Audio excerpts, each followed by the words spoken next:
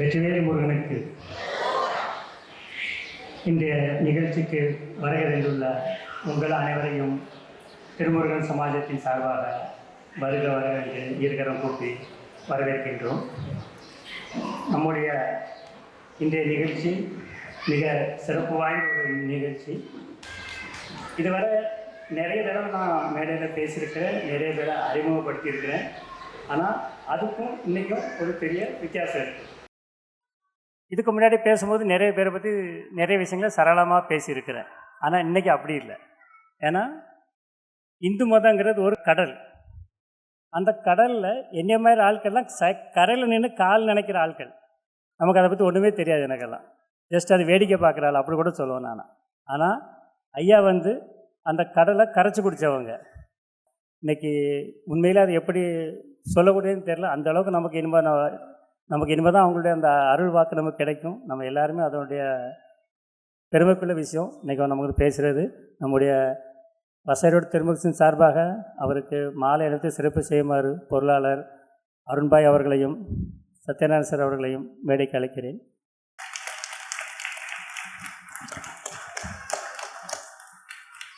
Ravichandran sir மற்றும் பெருமாள் அவர்களே, அதன்பின் சுப்பிரமணி மற்றும் கோபாலகிருஷ்ணன் அவர்கள் சார்பாக பொன்னாடை மற்றும் மாலை அணிவிப்பார்கள்.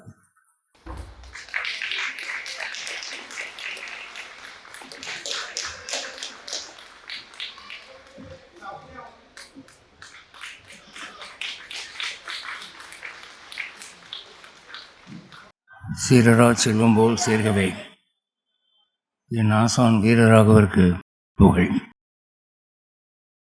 அகலகில்லேன் இறையும் என்று அலர்மேல் மங்கை உரை மார்பா, நிகரில் புகழாய் உலக மூன்றுடையாய் என்னை ஆழ்வோனே, நிகரில் அமரர் மணிக்கணங்கள் விரும்பும் திருவேங்கடத்தானே, புகழொன்றில்லா அடியேன் உன் அடிக்கீழ் அமர்ந்து புகுந்தேனே. பம்பாய் திருமுருகன் சமாஜம் தலைவர் அவர்களே, நிர்வாகிகளே, தலைவர் திரு வி தாஸ் அவர்களே, துணைத் தலைவர் திரு பி கணேஷ் வாத்தியார் அவர்களே, காரியதர்சி திரு வி சங்கரபாண்டியன் அவர்களே, துணை காரியதர்சி திரு ஜி அறிவழகன் அவர்களே, ட்ரெஷரர் திரு எம் அருணாச்சலம் அவர்களே, ஜாயிண்ட் ட்ரெஷரர் திரு ஏ செந்தில்குமார் அவர்களே, ஜாயிண்ட் ட்ரெஷரர் திரு ஏ பெருமாள் அவர்களே, பப்ளிக் ரிலேஷன்ஸ் ஆஃபீஸர் திரு ஜி ராமசாமி அவர்களே, நான் வந்தவுடன் இது பம்பாயா தமிழகமா என்று நான் வியக்கும் வண்ணம் என்னை சுற்றி சூழ்ந்து கொண்டு அன்புமழை பொழிந்த நண்பர்கள் திரு சத்யநாராயணன் அவர்களே, திரு நாராயணன் அவர்களே,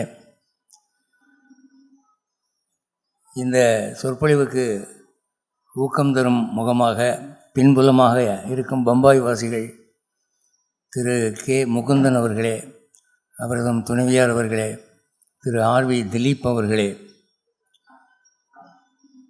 இங்கு அமர்ந்திருக்கும் அன்பர்களே, இதில் முக்கியமாக பங்கேற்று கொண்டு தன் பெயரை சொல்லக்கூடாது என்று என்னை மிரட்டி இருக்கும் ஒரு குடும்பத்தினரே, உங்கள் அனைவருக்கும் என்னுடைய பணிவான வணக்கம். பம்பாயின்னு உடனே எனக்கு மகாராஷ்டிரா ரஜினிகாந்த் இந்த ஞாபகம் தான் வந்தது. மோடி குஜராத் முதலமைச்சராக இருந்தார்.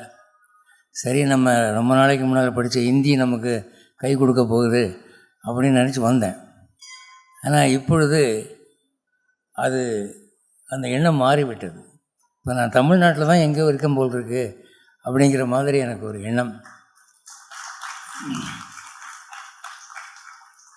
தமிழ்நாடு அல்லாத மற்ற ஊர்களில் வடை செஞ்சாங்கன்னா, மெது வடை செஞ்சால் அது பார்வைக்கு வடையாக இருக்கும்.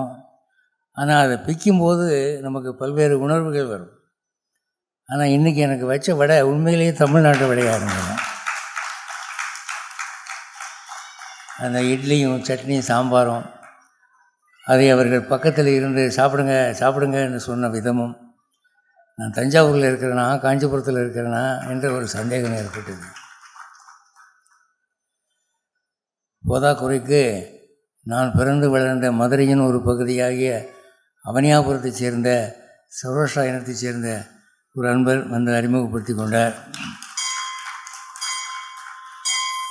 தமிழ் திரையுலகம் சௌராஷ்டிரா சமுதாயத்துக்கு மிகவும் கடமைப்பட்டிருக்கிறது. ஒரு டி.எம். சௌந்தரராஜனை கொடுத்ததுனாலே, ஒரு ஏ.எல். ராகவனை கொடுத்ததுனாலே, ஒரு வெண்ணிறாடை நிர்மலாவை கொடுத்ததுனாலே, நான் மதுரையிலே பிறந்து வளர்ந்தவனாகையாலே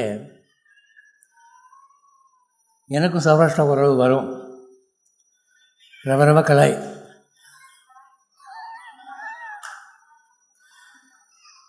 எனவே சௌராஷ்டிராக்கள் எனக்கு அந்நியமாக தெரிவதில்லை. நான் ஏற்கனவே 2 முறை பம்பாய் வந்திருக்கிறேன். ஒரு தடவை எம்.எஸ். சுப்புலட்சுமி ஹாலில் பேசியிருக்கேன். அதுக்கு முன்னாலே நான் கல்லூரி மாணவனாக இருந்தபோது ஜெய்சிஸிலிருந்து ஒவ்வொரு கல்லூரிக்கும் ஒரு சிறந்த மாணவனை தேர்ந்தெடுத்து பம்பாய்க்கு அனுப்பி வைத்தார்கள். அப்போ தியாகராஜ காலேஜ் ரெப்ரசன்ட் பண்ணி நான் இங்கே வந்திருக்கேன்.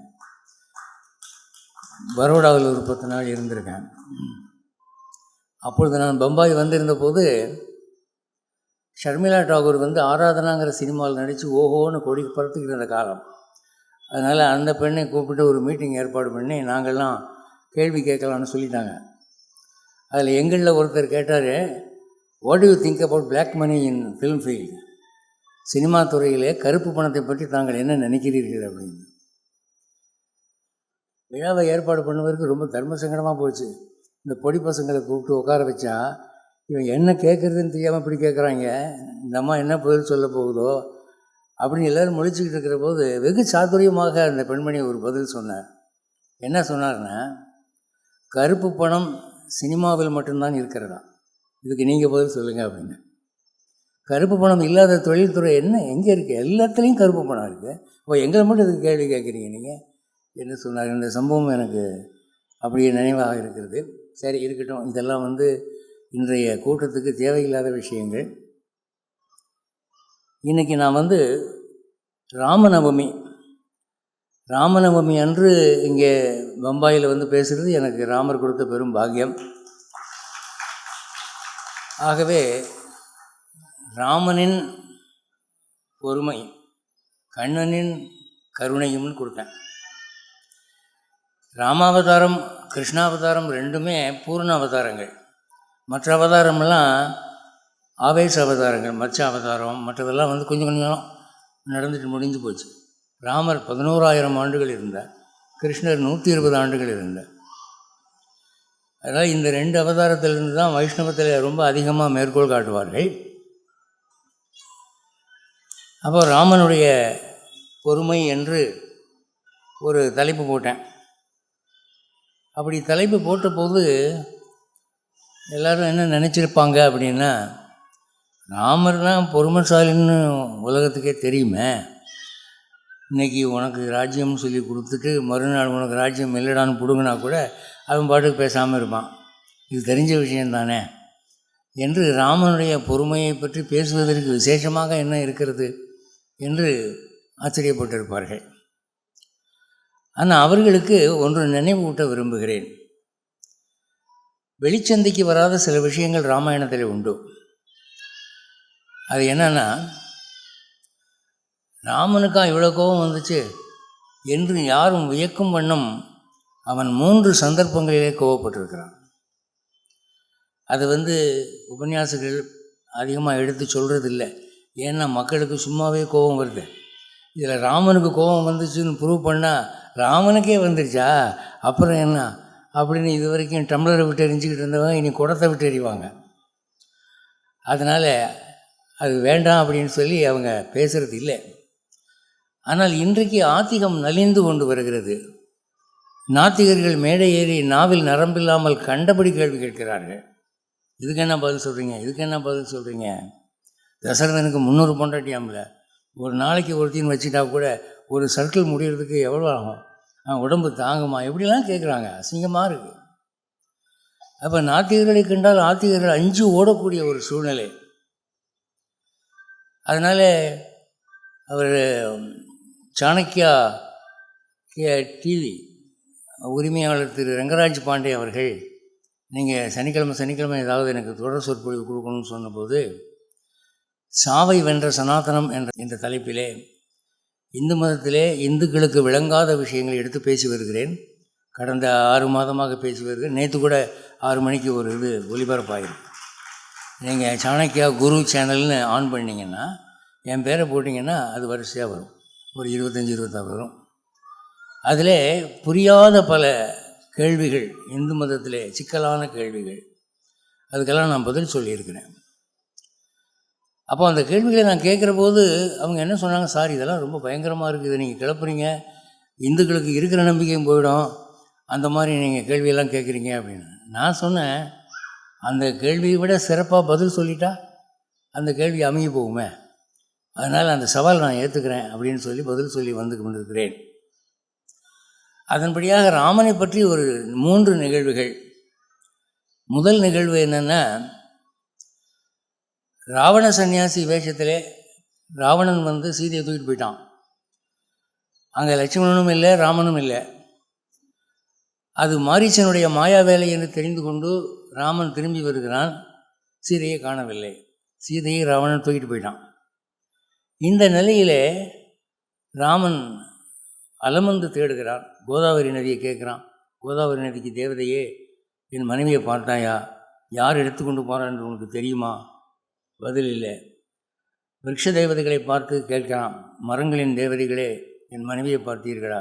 இல்லை. அங்கிருந்த பர்வத தேவதைகளை கேட்குறான், பதில் சொல்லலை. 33 கோடி தேவர்களை நீங்கள் சொல்லுங்கள் அப்படின்னு கேட்குறான், யாரும் பதில் சொல்லலை. அவங்களுக்கெல்லாம் பதில் தெரியும், சொல்லலாம். ராமாயண காலத்தில் தெய்வங்கள் பேசும். ஆனால் சொன்ன ராவணன் உதைப்பானே, இதுக்கு பயந்துக்கிட்டு எல்லாம் வாயை மூடிட்டு இருந்துட்டாங்க. அப்போ வந்து ராமனுக்கு கோபம் வருது. லக்ஷ்மணனை பார்த்து சொல்கிறான், லக்ஷ்மணா, ஒரு மனுஷன் நல்லவனாக இருக்கவே கூடாதுடா. நான் சொல்கிறேன், நான் அமைதியானவன் பேர் வாங்க போய் இப்போ என்ன ஆச்சுன்னா, கண்ட நாயெல்லாம் வந்து என் மனைவியை தூக்கிட்டு போகிறான். யார் தூக்கிட்டு போனான்னு கேட்டால் ஒரு பதில் சொல்ல மாட்டேங்கிறான். ஏன்னா நான் அப்பாவி, அவன் கொல்லாதவன், இப்படி இருக்கு உலகம் என்று கோபப்பட்டு நீங்கள் எதிர்பார்க்காத கடுமையான வாசகங்களை அவன் சொல்லுகிறான். அப்போது என்ன நடந்தது அப்படிங்கிறத நான் உங்களுக்கு ஒரிஜினல் வால்மீகி ராமாயணத்திலிருந்து மொழிபெயர்ப்பை வாசிக்கிறேன். அப்படியே சான்ஸ்கிரிட் சொன்னோம்னா உங்களுக்கு போர் அடிக்கும். அதனால் அந்த தமிழ் மொழிபெயர்ப்பு கீர்த்தனாச்சாரிய சீனிவாச சுவாமிகள் எழுதியிருக்கார். அப்படியே வரிக்கு வரி, வார்த்தைக்கு வார்த்தை. முதல்ல வால்மீகி வந்து அந்த சம்பவத்தை சொல்லும்போது ஒரு ஸ்லோகம் சொல்கிறாரு, அதை மட்டும் நான் வாசித்து பொருள் சொல்கிறேன். நாஷயாமி ஜெகத்து சர்வம் திரைலோக்கியம் சச்சராச்சரம் யாவது தர்ஷனமஸ்யாவை தாப்பயாமி ச சாயகை. லக்ஷ்மணா, இந்த உலகத்தை நான் அழிக்கப் போகிறேன். 3 உலகங்களை நான் அழிக்கப் போகிறேன். என் மனைவியை எடுத்துக்கொண்டு போனது யார் என்று கேட்டால் ஒருவருமே பதில் சொல்ல மாட்டேங்கிறார்கள். அப்படிங்கிறது அந்த ஸ்லோகத்துக்கு அர்த்தம். அடுத்து சொல்கிறான், இதி யுக்துவா குரோத தாம்ராட்சக ஸ்வரமானோ உஷ்ட சம்புட்டக வல்கலாஜனம் ஆபத்திய ஜடாபாரம் அபத்தியன்ட்டு. இதை சொல்லிவிட்டு அவன் தன்னுடைய தலைமுடியை இறுக்கி கட்டினான். அவன் உதடுகள் கோபத்தால் துடித்தன, கண்கள் செம்பு போல் சிவந்து விட்டன. தன்னுடைய மரவுரி வேஷ்டியை இழுத்து கட்டி கொண்டான். இப்போ பாரு, நான் என்ன செய்கிறேன்னு பாரு அப்படின்னு. லக்ஷ்மணன் இதுவரை ராமனை அப்படி பார்த்ததே இல்லை. அவ்வளவு அமைதியானவன் ராமன். அவனை முட்டா பையில மடப்பையிலன்னு சொன்னால் சிரிச்சிட்டே போயிடுவான், பதில் சொல்ல மாட்டான். அவ்வளவு சாத்மீகமானவன். அவன் இப்படி வரிஞ்சு கட்டிக்கிட்டு நிற்கிறானே, அவன் உதடு இப்படி துடிக்குதே என்று லக்ஷ்மணன் ஆச்சரியப்பட்டு போகிறான். இந்த நேரத்தில் அந்த ராமன் சொன்ன வாசகங்கள்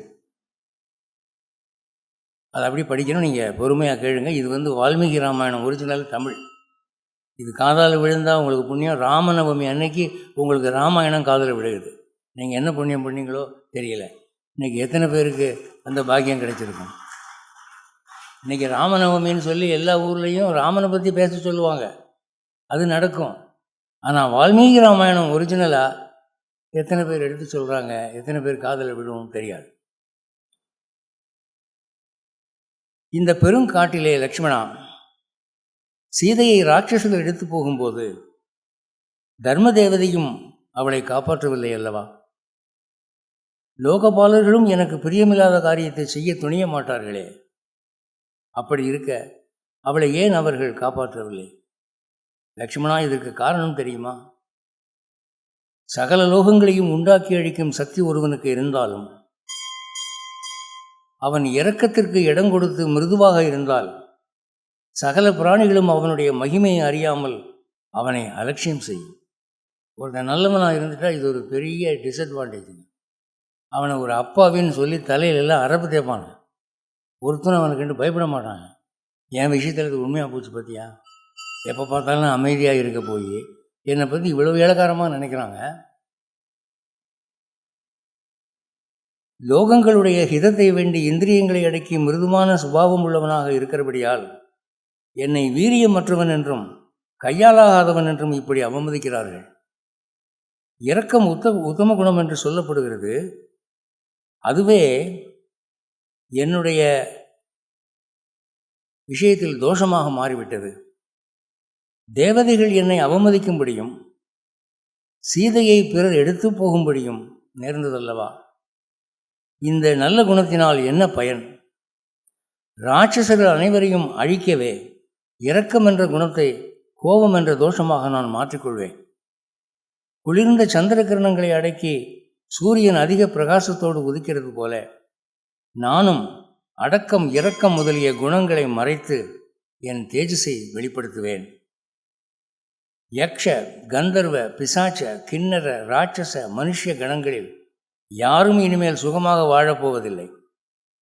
என் பானங்களால் ஆகாயத்தை மறைத்து 3 லோகத்தில் உள்ளவர்களையும் சஞ்சரிக்க முடியாமல் செய்ய போகிறேன். கிரகங்களும் சந்திரனும் அக்னியையும் வாயுவையும் சூரியனையும் அசையாமல் தடுத்து அவர்களுடைய தேஜஸை வாங்கி கொண்டு அவைகளை அழிக்கப் போகிறேன். மலைகளை பிளக்கிறேன். ஆறுகளையும் ஏரிகளையும் 3 லோகங்களையும் நாசம் செய்கிறேன். சீதையை அபாயமில்லாமல் இந்த நிமிஷத்தில் லோகபாலர்கள் கொண்டு வந்து கொடுக்கவில்லை என்றால் என் பராக்கிரம் என்னதென்று அனைவரும் பார்ப்பார்கள். இனி ஒரு பிராணியாவது ஆகாசத்தில் பறக்குமா? இந்த ஜகத்தில் உள்ள சகல பிராணிகளையும் என் பானங்களால் வதைத்து மிருகங்களை வேறறுத்து பொருள்களின் சொரூபத்தையே மாற்றி பிரபஞ்சத்தையே கதறடிக்கப் போகிறேன். பிசாசாவது இராட்சசனாவது மருந்துக்கு கூட இனிமேல் கிடைக்காமல் செய்கிறேன். நான் கோபத்தோடு விடும் பானங்களை தேவ தைத்திய பிசாச்ச இராட்சச யக்ஷகணங்களில் யாராவது தடுக்க முடியுமா? எல்லோரையும் துண்டு துண்டாக வெட்டப் போகிறேன். இந்த உலகத்தை பிணக்காடாக மாற்றப் போகிறேன்.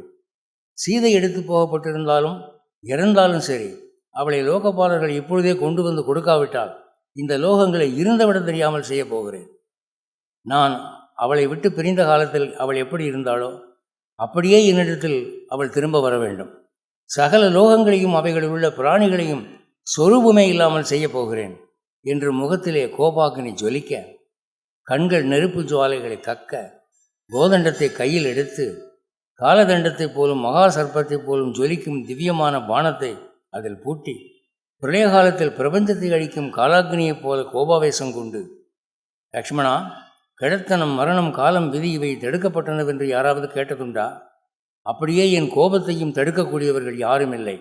இந்த மானை எனக்கு பிடித்து தர வேண்டும் என்று புன்சிரிப்போடு சீதை எப்படி எனக்கு சொன்னாளோ அதே புன்சிரிப்போடு அவளை என்னிடம் வந்து ஒப்படைக்க வேண்டும்.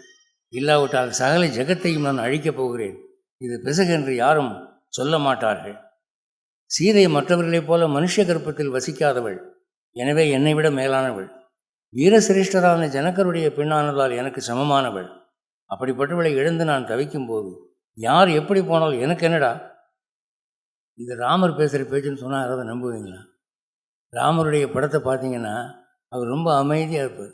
நரசிம்மருடைய படத்தை பாருங்கள், எப்படி இருக்குது, அவ்வளோ உக்கிரமாக இருக்கு. ராமர் சாந்த குணத்துக்கு பெயர் பெற்றது. அவர் இவ்வளவு கோபமாக பேசுகிறது. இப்போது கோபமாக பேசுனதை விட ஒரு முக்கியமான விஷயம் நீங்கள் தெரிஞ்சு கொள்ள வேண்டியது, அந்த கோபம் எப்படி அவருக்கு தணிந்தது, அந்த கோபத்தை அவர் எப்படி மாற்றிக்கொண்டார், அதான் இப்போ முக்கியமான விஷயம். அங்கே நீங்கள் லக்ஷ்மணனுடைய பிரபாவத்தை பார்க்க வேண்டும். லக்ஷ்மணனுக்கு பக்கத்தில் இருந்து தூவம் போடலை. ஆமாண்ணா, நீ சொல்கிறது சரிதாண்ணா, அம்பை விடுண்ணா, இந்த உலகமே அழியட்டும், பாவி பயல கேட்டுக்கிட்டு போனால் நமக்கு என்ன அவர் சொல்லலை. இவ்வளவுக்கும் லக்ஷ்மணன் தான் கோபக்காரர். லக்ஷ்மணன் வந்து ஆதிசேஷனுடைய அவதாரம். ஆதிசேஷனை பற்றி சொல்லும்போது வைஷ்ணவ வியாக்கியானத்தில் என்ன சொல்லுவாங்கன்னா, அங்கே அஸ்தான பய சங்கைன்னு ஒன்று இருக்கான் வைகுண்டத்தில். அஸ்தான பய சங்கைன்னா என்னென்னா, இடமல்லாத இடத்திலே சந்தேகமும் கோபமும் ஏற்படுதல். இப்போ உதாரணமாக தாய் இருக்கா, புதுசாக பிறந்த குழந்தைய கையில் வச்சிட்ருக்கா. அவள் கணவன் வந்து கொஞ்சம் பிள்ளைய கூட நான் கொஞ்சம் நேரம் வச்சுருந்துட்டு கொடுக்குறேன் அப்படின்னா, ஐயோ கழுத்து உரம் வாங்கும் வேண்டாம் அப்படின்பா. ஏய் அந்த பிள்ளை எனக்கும் பிள்ளை தானே, நான் என்ன அப்படியே விட்டுருவேன், கொடு அப்படின்னா கொடுக்க மாட்டேன். அப்போ தன் கணவனாலே தன் குழந்தைக்கு தீங்கு வந்து விடுமோ என்று அவள் பயப்படுகிறாள். யார் குழந்தையை நேசிக்கிறானோ, யாரால் குழந்தைக்கு ஆபத்து வராதோ அவனால் ஆபத்து வருமோ என்று தாய் அஞ்சுகிறார். அதான் அஸ்தான. அஸ்தான இடமில்லாத இடம். பய சங்கை, அச்சமும் சந்தேகமும் ஏற்படுது. வைகுண்டத்தில் ஆதிசேஷன் நினைப்பானா, பெருமாள் வந்து கையில் சக்கரத்தை பிடிச்சிருக்காரு, அந்த சக்கரம் ரொம்ப ஷார்ப்பானா இருக்குது, அவன் பாட்டுக்கு ரொம்ப வேகமாக கிருன்னு சுற்றுறான்னு காதை அறுத்து விட்டான், என்ன பண்ணுறது அப்படின்னு சொல்லி அந்த சுதர்சன சக்கரத்தை பார்த்து, டேய் சுதர்சனா உன் வீரத்தெல்லாம் காட்டாத, சுவாமி காது பக்கத்தில் இருக்குது, எச்சரிக்கை அப்படின்னு சொல்லுவாராம். உடனே சுதர்சனுக்கு கோபம் வந்துடுமா, என்னமோ இவர் தான் பெருமாளை காப்பாற்றுறாராகும், நாங்கள்லாம் காப்பாற்றலையா, ஓட்டன்னா அப்படின்னு அவர் சொல்கிறாராம். அப்போ சங்கு ஆழ்வார் இந்த கையில் இருக்கார், பாஞ்சஜன்யம், அவர் சொல்கிறார், இந்தா 2 பேரும் வாயை மூடிட்டு இருக்க மாட்டீங்க, என்ன சண்டை போட்டுக்கிட்டு சின்ன பிள்ளைங்க மாதிரி அப்படின்ன உடனே கதை அவர் சொல்கிறார், ஏய் நீ போடுற சத்தம் தானே பெருசாக இருக்குது, சங்குன்னு ஊதி ஊதி எங்கேயும் காரியத்துக்கு எடுக்கிற பையனே அப்படின்னோடனே இந்த சங்கு சக்கரம் ஆதிசேஷன் கதை 4 பேருமே மனித உருவெடுத்து ஆளுக்கு ஒரு கத்தியை கையில் எடுத்து சண்டை போடுறாங்க வைகுண்டத்தில். பயங்கர சண்டை நடக்குது, எம்ஜிஆர் சினிமாவில் வர்ற மாதிரி கிளிங் கிளாங் சண்டை. அதை பார்த்து பெருமாள் வந்து, ஏய் என்னங்கடா நீங்கள் பண்ணுறீங்க, நிறுத்துங்கடா அப்படின்னு சொல்லி சத்தம் போடுறாரு. அப்படி ஆதிசேஷன் வந்து அவருக்கு 1000 தலை, 1000 தலையிலையும் விஷ நாக்கு நீட்டிக்கிட்டு இருக்கோம். அவர் புஸ்ஸுன்னு மூச்சு விட்டுக்கிட்டே இருக்காரான், யாரும் கிட்ட வரக்கூடாது அப்படின்னு சொல்லி. அப்போது ஆதிசேஷனுக்கு கோபம் ரொம்ப வரும்னு சொல்லுவாங்க. அதனால தான் லக்ஷ்மணனுக்கும் முன்கோபம் ரொம்ப அதிகம் வரும். அப்பா தசரதனே வெட்ட போயிட்டார், ராமனை காட்டுக்கு அனுப்புகிறாருன்னு உடனே அந்த கழுத்து பயில போய் பற்றம் பாரு, இப்போ தான் அவருக்கு இளமை திரும்புதா, கைகை பேச்சுக்கிட்ட ஆடுறான் அப்படின்னு வெட்ட போயிட்டார். ராமன் தடுக்கலைன்னா அன்றைக்கி நடந்திருக்காங்க. அப்படி கோபக்காரரு. ஆனால் அவர் என்ன சொல்கிறாரு ராமனை பார்த்து, ராமா ஒரு ஆள் செய்த தப்புக்காக இந்த உலகத்தையே அழிக்கணும்னு சொல்கிறீங்களே, உங்களுக்கே நியாயமாக இருக்கா? இங்கே தெரிகிற கால் தடத்தை பார்த்தா ஒரே ஒரு ராட்சசன் வந்த மாதிரி தெரியுது, நிறைய பேர் வந்த மாதிரி தெரியல. யாரோ ஒருத்தன் வந்து சீதையை தூக்கிட்டு போயிருக்கான், அவன் யாருன்னு கண்டுபிடிப்போம், முடியலைன்னா நீங்கள் சொல்கிற மாதிரிலாம் செய்யலாம் என்று சொல்கிறார். இது ஒரு சுவாரஸ்யமான கட்டம்.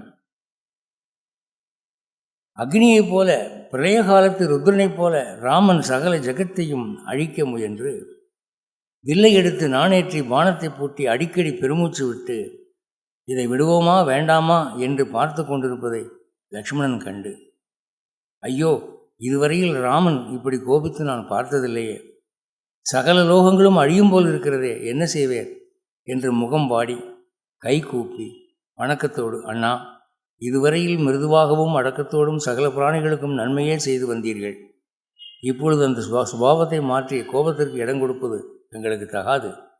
சந்திரனிடத்தில் பிரகாசமும், சூரியனிடத்தில் தேஜஸும், வாயுவனிடத்தில் அசைவும், பூமியிடத்தில் பொறுமையும் எப்படி இயற்கையோ அப்படி மேற்சொன்ன குணங்களெல்லாம் தங்களுக்கு சுபாவம். மேலும் உத்தமமான கீர்த்தியும் தங்களிடத்தில் குடிகொண்டிருக்கிறது. இங்கே ஒரே ஒரு ரதமும் ஒருவனுடைய காலடியும் தான் காணப்படுகிறது. தங்களுக்கு அபராதம் செய்தவன் ஒருவன்தான். தாங்கள் இதற்காக சகல ஜகத்தையும் அழிக்க வேண்டும் என்று முடிவெடுப்பது தகுதியல்ல.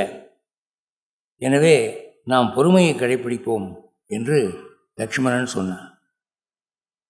இப்போ இவ்வளவு கோபமாக இருக்கிற ராமன் லக்ஷ்மணனுடைய பதிலை கேட்டு, ராமன் ஸ்தானத்தில் நாம் இருந்தால் என்ன சொல்லியிருப்போம், அட சும்மாறா உனக்கு தெரியாது, பொண்டாட்டியை பறி கொடுத்தவனுக்கு தாண்டா தெரியும், உனக்கு பொண்டாட்டியே இல்லை விட்டுட்டு வந்துட்ட வீட்டிலையே அப்படின்னு நம்ம திருப்பி பேசியிருக்கோம். ஆனால் வால்மீகி என்ன எழுதுகிறாரு, ராமன் லக்ஷ்மணனுக்கு மூத்தவர், எல்லாருக்கும் உபதேசிக்கக்கூடிய தகுதி உள்ளவர். ஆனாலும் லக்ஷ்மணன் சொன்னது யுக்திக்கு ஒத்தும் மிகுந்த சாரத்தோடும் விளங்கிற்று. சரி, தம்பி பையதானே, சின்னவன் தானேன்னு அவர் நினைக்கல. அவன் சொல்கிறது நியாயமாக தானே இருக்குது. எவனோ ஒருத்தன் பண்ணதுக்காக இந்த உலகத்தை பூரா அழிக்கிறதா என்று அவர் சிந்திக்கிறார். ராமன் சாரத்தை கிரகிப்பவர். அதாவது ராமனுக்கு எவ்வளோ கோபம் வந்தாலும் உண்மைன்னு ஒன்று இருந்தால், நியாயம்னு ஒன்று இருந்தால் அதை தான் அவர் யோசிப்பார். தன்னுடைய பொங்கும் கோபத்தை அடக்கி, லக்ஷ்மணா, இப்பொழுது என்ன செய்வோம், எங்கே போகலாம், எந்த உபாயத்தால் சீதையை கண்டுபிடிப்போம் என்று கோதண்டத்தின் மேல் சாய்ந்து கொண்டு கேட்டார். அவர் கேட்கும்போது அவர் என்ன போஸ் எடுத்தாருங்கிறது முதற்கொண்டு வால்மீகி எழுதியிருக்கார். அதாவது இவர் ராமருடைய உயரம் 8 அடி, வில்லு 10 அடி. அந்த 10 அடி வில்லில் இவர் சாய்ஞ்சு நின்றுட்டு கேட்குறார். இந்த காட்சியை வால்மீகி ஞானக்கண்ணால் பார்க்குறார், பிரம்மா கொடுத்த ஞான திருஷ்டினால் பார்க்குறார். அதை அப்படியே அவர் ரிலே பண்ணுறார். இப்போ கிரிக்கெட் மேட்ச் நடக்குது, அப்போ நேரடி ரிவ்யூ கொடுப்பாங்க அங்கேருந்து. அப்படி ரிவ்யூ கொடுக்கும்போது அவங்க சொல்லுவாங்க, Dhoni is scratching his forehead, he is thinking what to do next அப்படிமாவன். அதாவது இப்போ டோனி நிறுத்தி சொல்கிறாரு, அடுத்து என்ன செய்யலாம்னு சிந்திக்கிறாரு. இதெல்லாமா கேட்டாங்க? அப்படியெல்லாம் சொல்லுவான். அப்படி சொன்னால் தான் ரொம்ப ரியலிஸ்டிக்காக இருக்கும்னு சொல்லுவாங்க. அந்த மாதிரி ராமர் இந்த வில் மேலே சாய்ந்து கொண்டு, சரி லட்சுமணா, நீ சொல்கிறத ஒத்துக்கிறேன், இப்போ நான் என்ன செய்யலாம், எங்கே போய் தேடுறது சொல்லு அப்படின்னு கேட்டார் என்று இங்கே வருகிறது. இப்போ இந்த இடத்துல நாம் சிந்திக்க வேண்டிய ஒரு விஷயம் இருக்குது. என்ன அப்படின்னா, இந்த லக்ஷ்மணன் மகா குபிஷ்டன், கோபக்காரன். அவனுக்கு இப்படி ஒரு சிந்தனை ஏன் வந்தது என்றால், லக்ஷ்மணனுடைய கோபம் நியாயத்துக்காக வரும். இங்கிலீஷில் ரைட்டியஸ் இண்டிக்னேஷன்னு சொல்லுவாங்க, நியாயமான கோபம்னு சொல்லுவாங்க. ஆனால் நியாயம் தவறி நடக்க மாட்டான். ரொம்ப இரக்கம் உள்ளவன். இந்த உயிர்களுக்காக பரிந்து பேசுகிறான் ராமன். நீங்கள் ஒன்று கவனிக்கணும், இந்த லக்ஷ்மணன் தான் ராமானுஜராக பிறக்கிறான். ஆதிசேஷன் லக்ஷ்மணனாக பிறக்கிறான். அந்த லக்ஷ்மணன் தான் ராமானுஜராக பிறக்கிறான். மணவாள மாமுனிகள்னு ஒருத்தர், அவரை பற்றி நீங்கள் கேள்விப்பட்டிருக்கீங்களான்னு தெரியாது. சில கோவில்களில் அந்த சந்நிதி பார்க்கலாம். அந்த மணவாள மாமுனிகள் யாருன்னு அப்படின்னா, இதே ராமானுஜருடைய அடுத்த அவதாரம். அப்போ இந்த மணவாள மாமுனிகளை பற்றி கேள்விப்பட்டு, அந்த காலத்தில் ஒரு ஞானியாய், பிரபல ஞானியாக இருந்த எறும்பியப்பா என்ற ஒருவர் அவரை போய் சேவிக்கலான்னு வர்றார். வந்தால் இந்த மணவாள மாமுனிகளை ஒரு பல்லக்கில் உட்கார வச்சு, பட்டு வஸ்திரமெல்லாம் விரித்து, விசிறியெல்லாம் வீசி விட்டு ரொம்ப ராஜதர்பார் பண்ணிகிட்டு இருக்காங்க சிஷ்யர்கள்லாம். இவர் பார்த்தாரு, ஒரு சன்னியாசிக்கு இந்த பந்தம்லாம் எதுக்கு, இவர் சன்னியாசி கிடையாது, இது போலி அப்படின்ட்டு திரும்பி போயிடுறாரு. அவரை சேவிக்காமல் திரும்பி போயிடுறாரு. போனால் அங்கே வீட்டில் அவருடைய பூசைப்பட்டி திறக்கவில்லை. பூசைப்பட்டியை திறந்து சாலக்கிராமத்தை எடுத்து பூஜை பண்ணால் தான் அவர் சாப்பிடுவார், இல்லாட்டி சாப்பிட மாட்டார். திறந்து பார்க்குறாரு, திறக்க முடியல. அன்னைக்கு பூஜையும் பண்ணலை, இவரும் சாப்பிடல. அப்படியே ராத்திரி படுத்துட்டார். என்னன்னு தெரியலேன்னு. அன்று இரவு அவருக்கு ஒரு கனவு வருகிறது. அதில் வைகுண்டத்திலே ஆதிசேஷன் தெரிகிறான். அந்த ஆதிசேஷன் லக்ஷ்மணனாக பிறக்கிறான். அந்த லக்ஷ்மணன் ராமானுஜராக பிறக்கிறான். அந்த ராமானுஜர் மணவாள மாமுனிகளாக பிறக்கிறார். அப்புறம் மறுபடியும் இந்த மணவாள மாமுனிகள் ராமானுஜராகிறார். ராமானுஜர் லக்ஷ்மணன் ஆகிறார். லக்ஷ்மணன் ஆதிசேஷன் ஆகிறார்.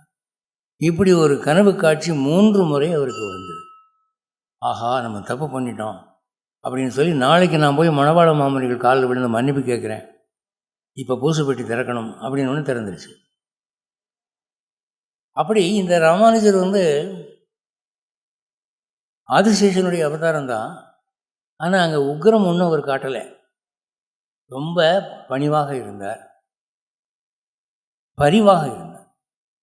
காரை கருணை ராமானுஜா என்று ராமானுஜர் இருந்தாதில் அவ்வளவு இரக்கம் உள்ளவர். அவர் குரு ஒரு ரகசியத்தை சொல்லிக் கொடுத்துட்டு யாருக்குன்னு சொல்லக்கூடாதுரா அப்படின்னு சத்தியம் வாங்கிட்டு சொல்லிக் கொடுத்தார்.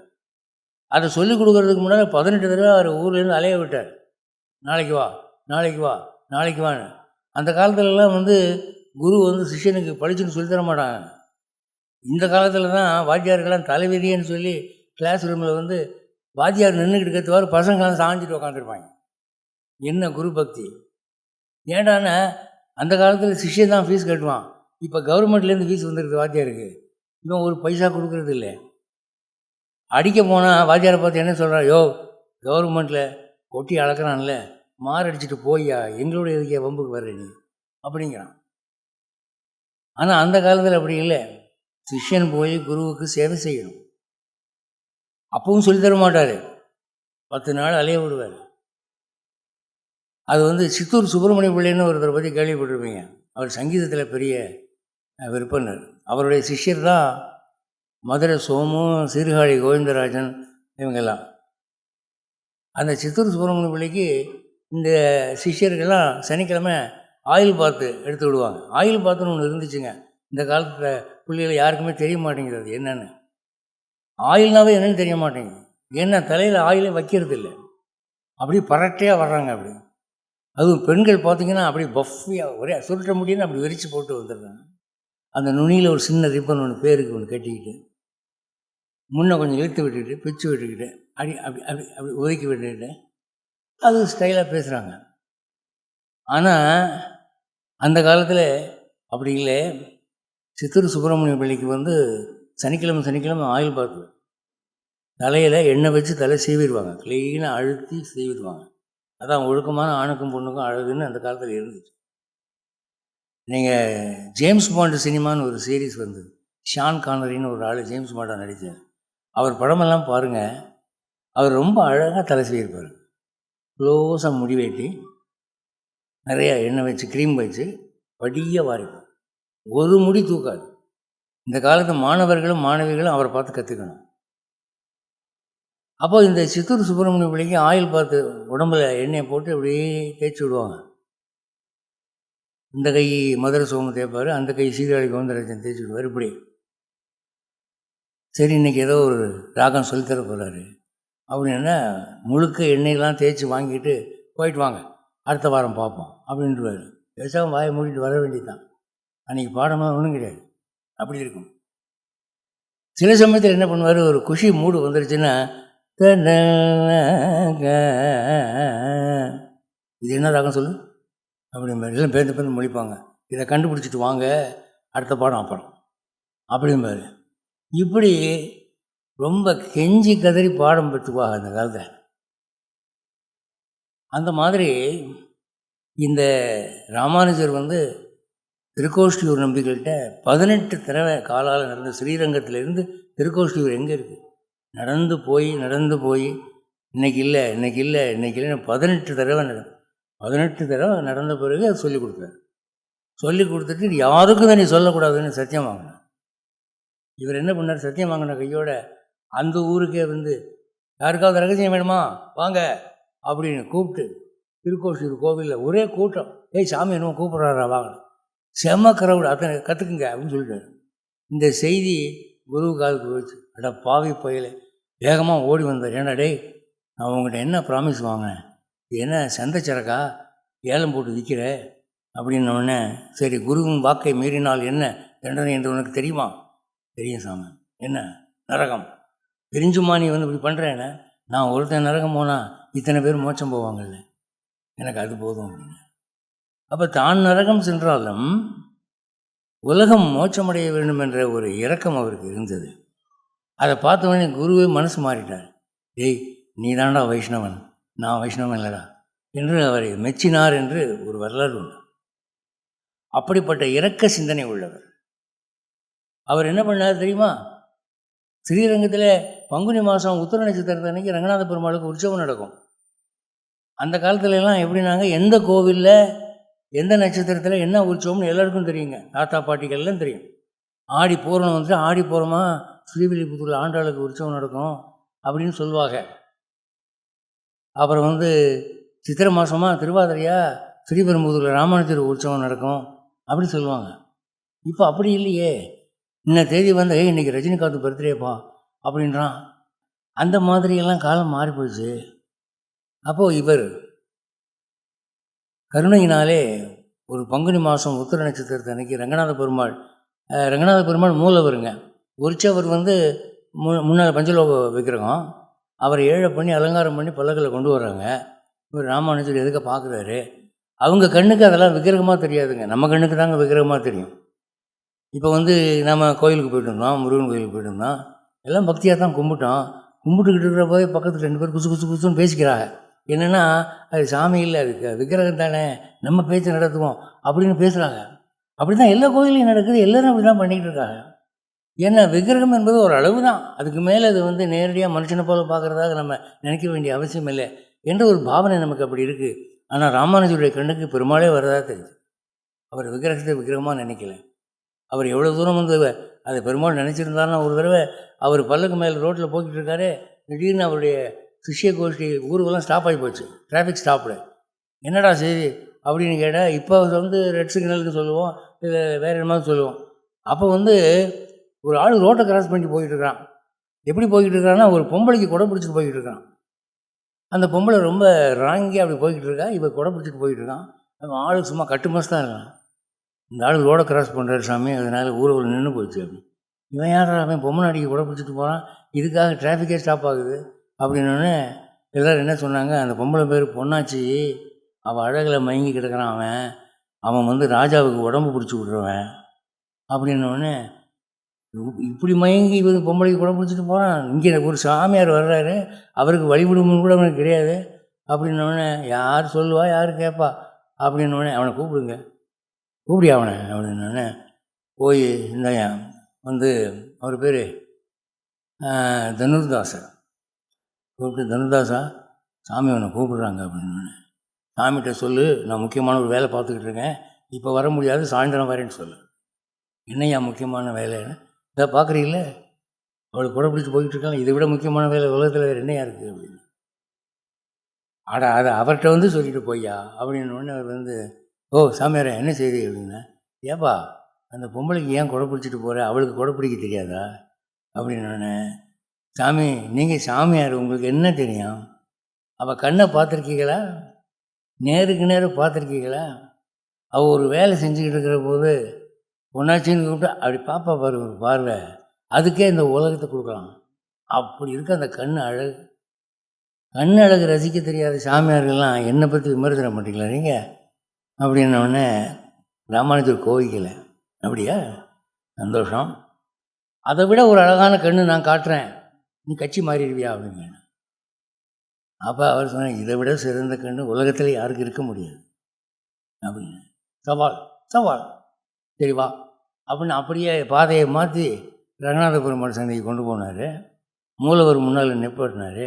ரங்கநாதரை பார்த்து, சாமி கண்ணை பற்றி ஒரு டிபேட் நடந்துக்கிட்டு இருக்குது, கொஞ்சம் உங்கள் வேலையை காட்டுங்க அப்படின்னு பெருமாள்கிட்ட விண்ணப்பம் பண்ணினார். அப்போ படுத்திருந்த ரங்கநாத பெருமாள் அந்த கல் விக்கிரகமாக இருக்கிற நிலையில் 2 கண்களும் அப்படி புரண்டு அலை முதுவதாக ஒரு காட்சி காண்பித்தார். அவன் பார்த்தான், இது இல்லடா கண்ணு, இவ கண்ணு பூனைக்கண்ணு அப்படின்னு அப்படியே விழுந்துட்டாங்க.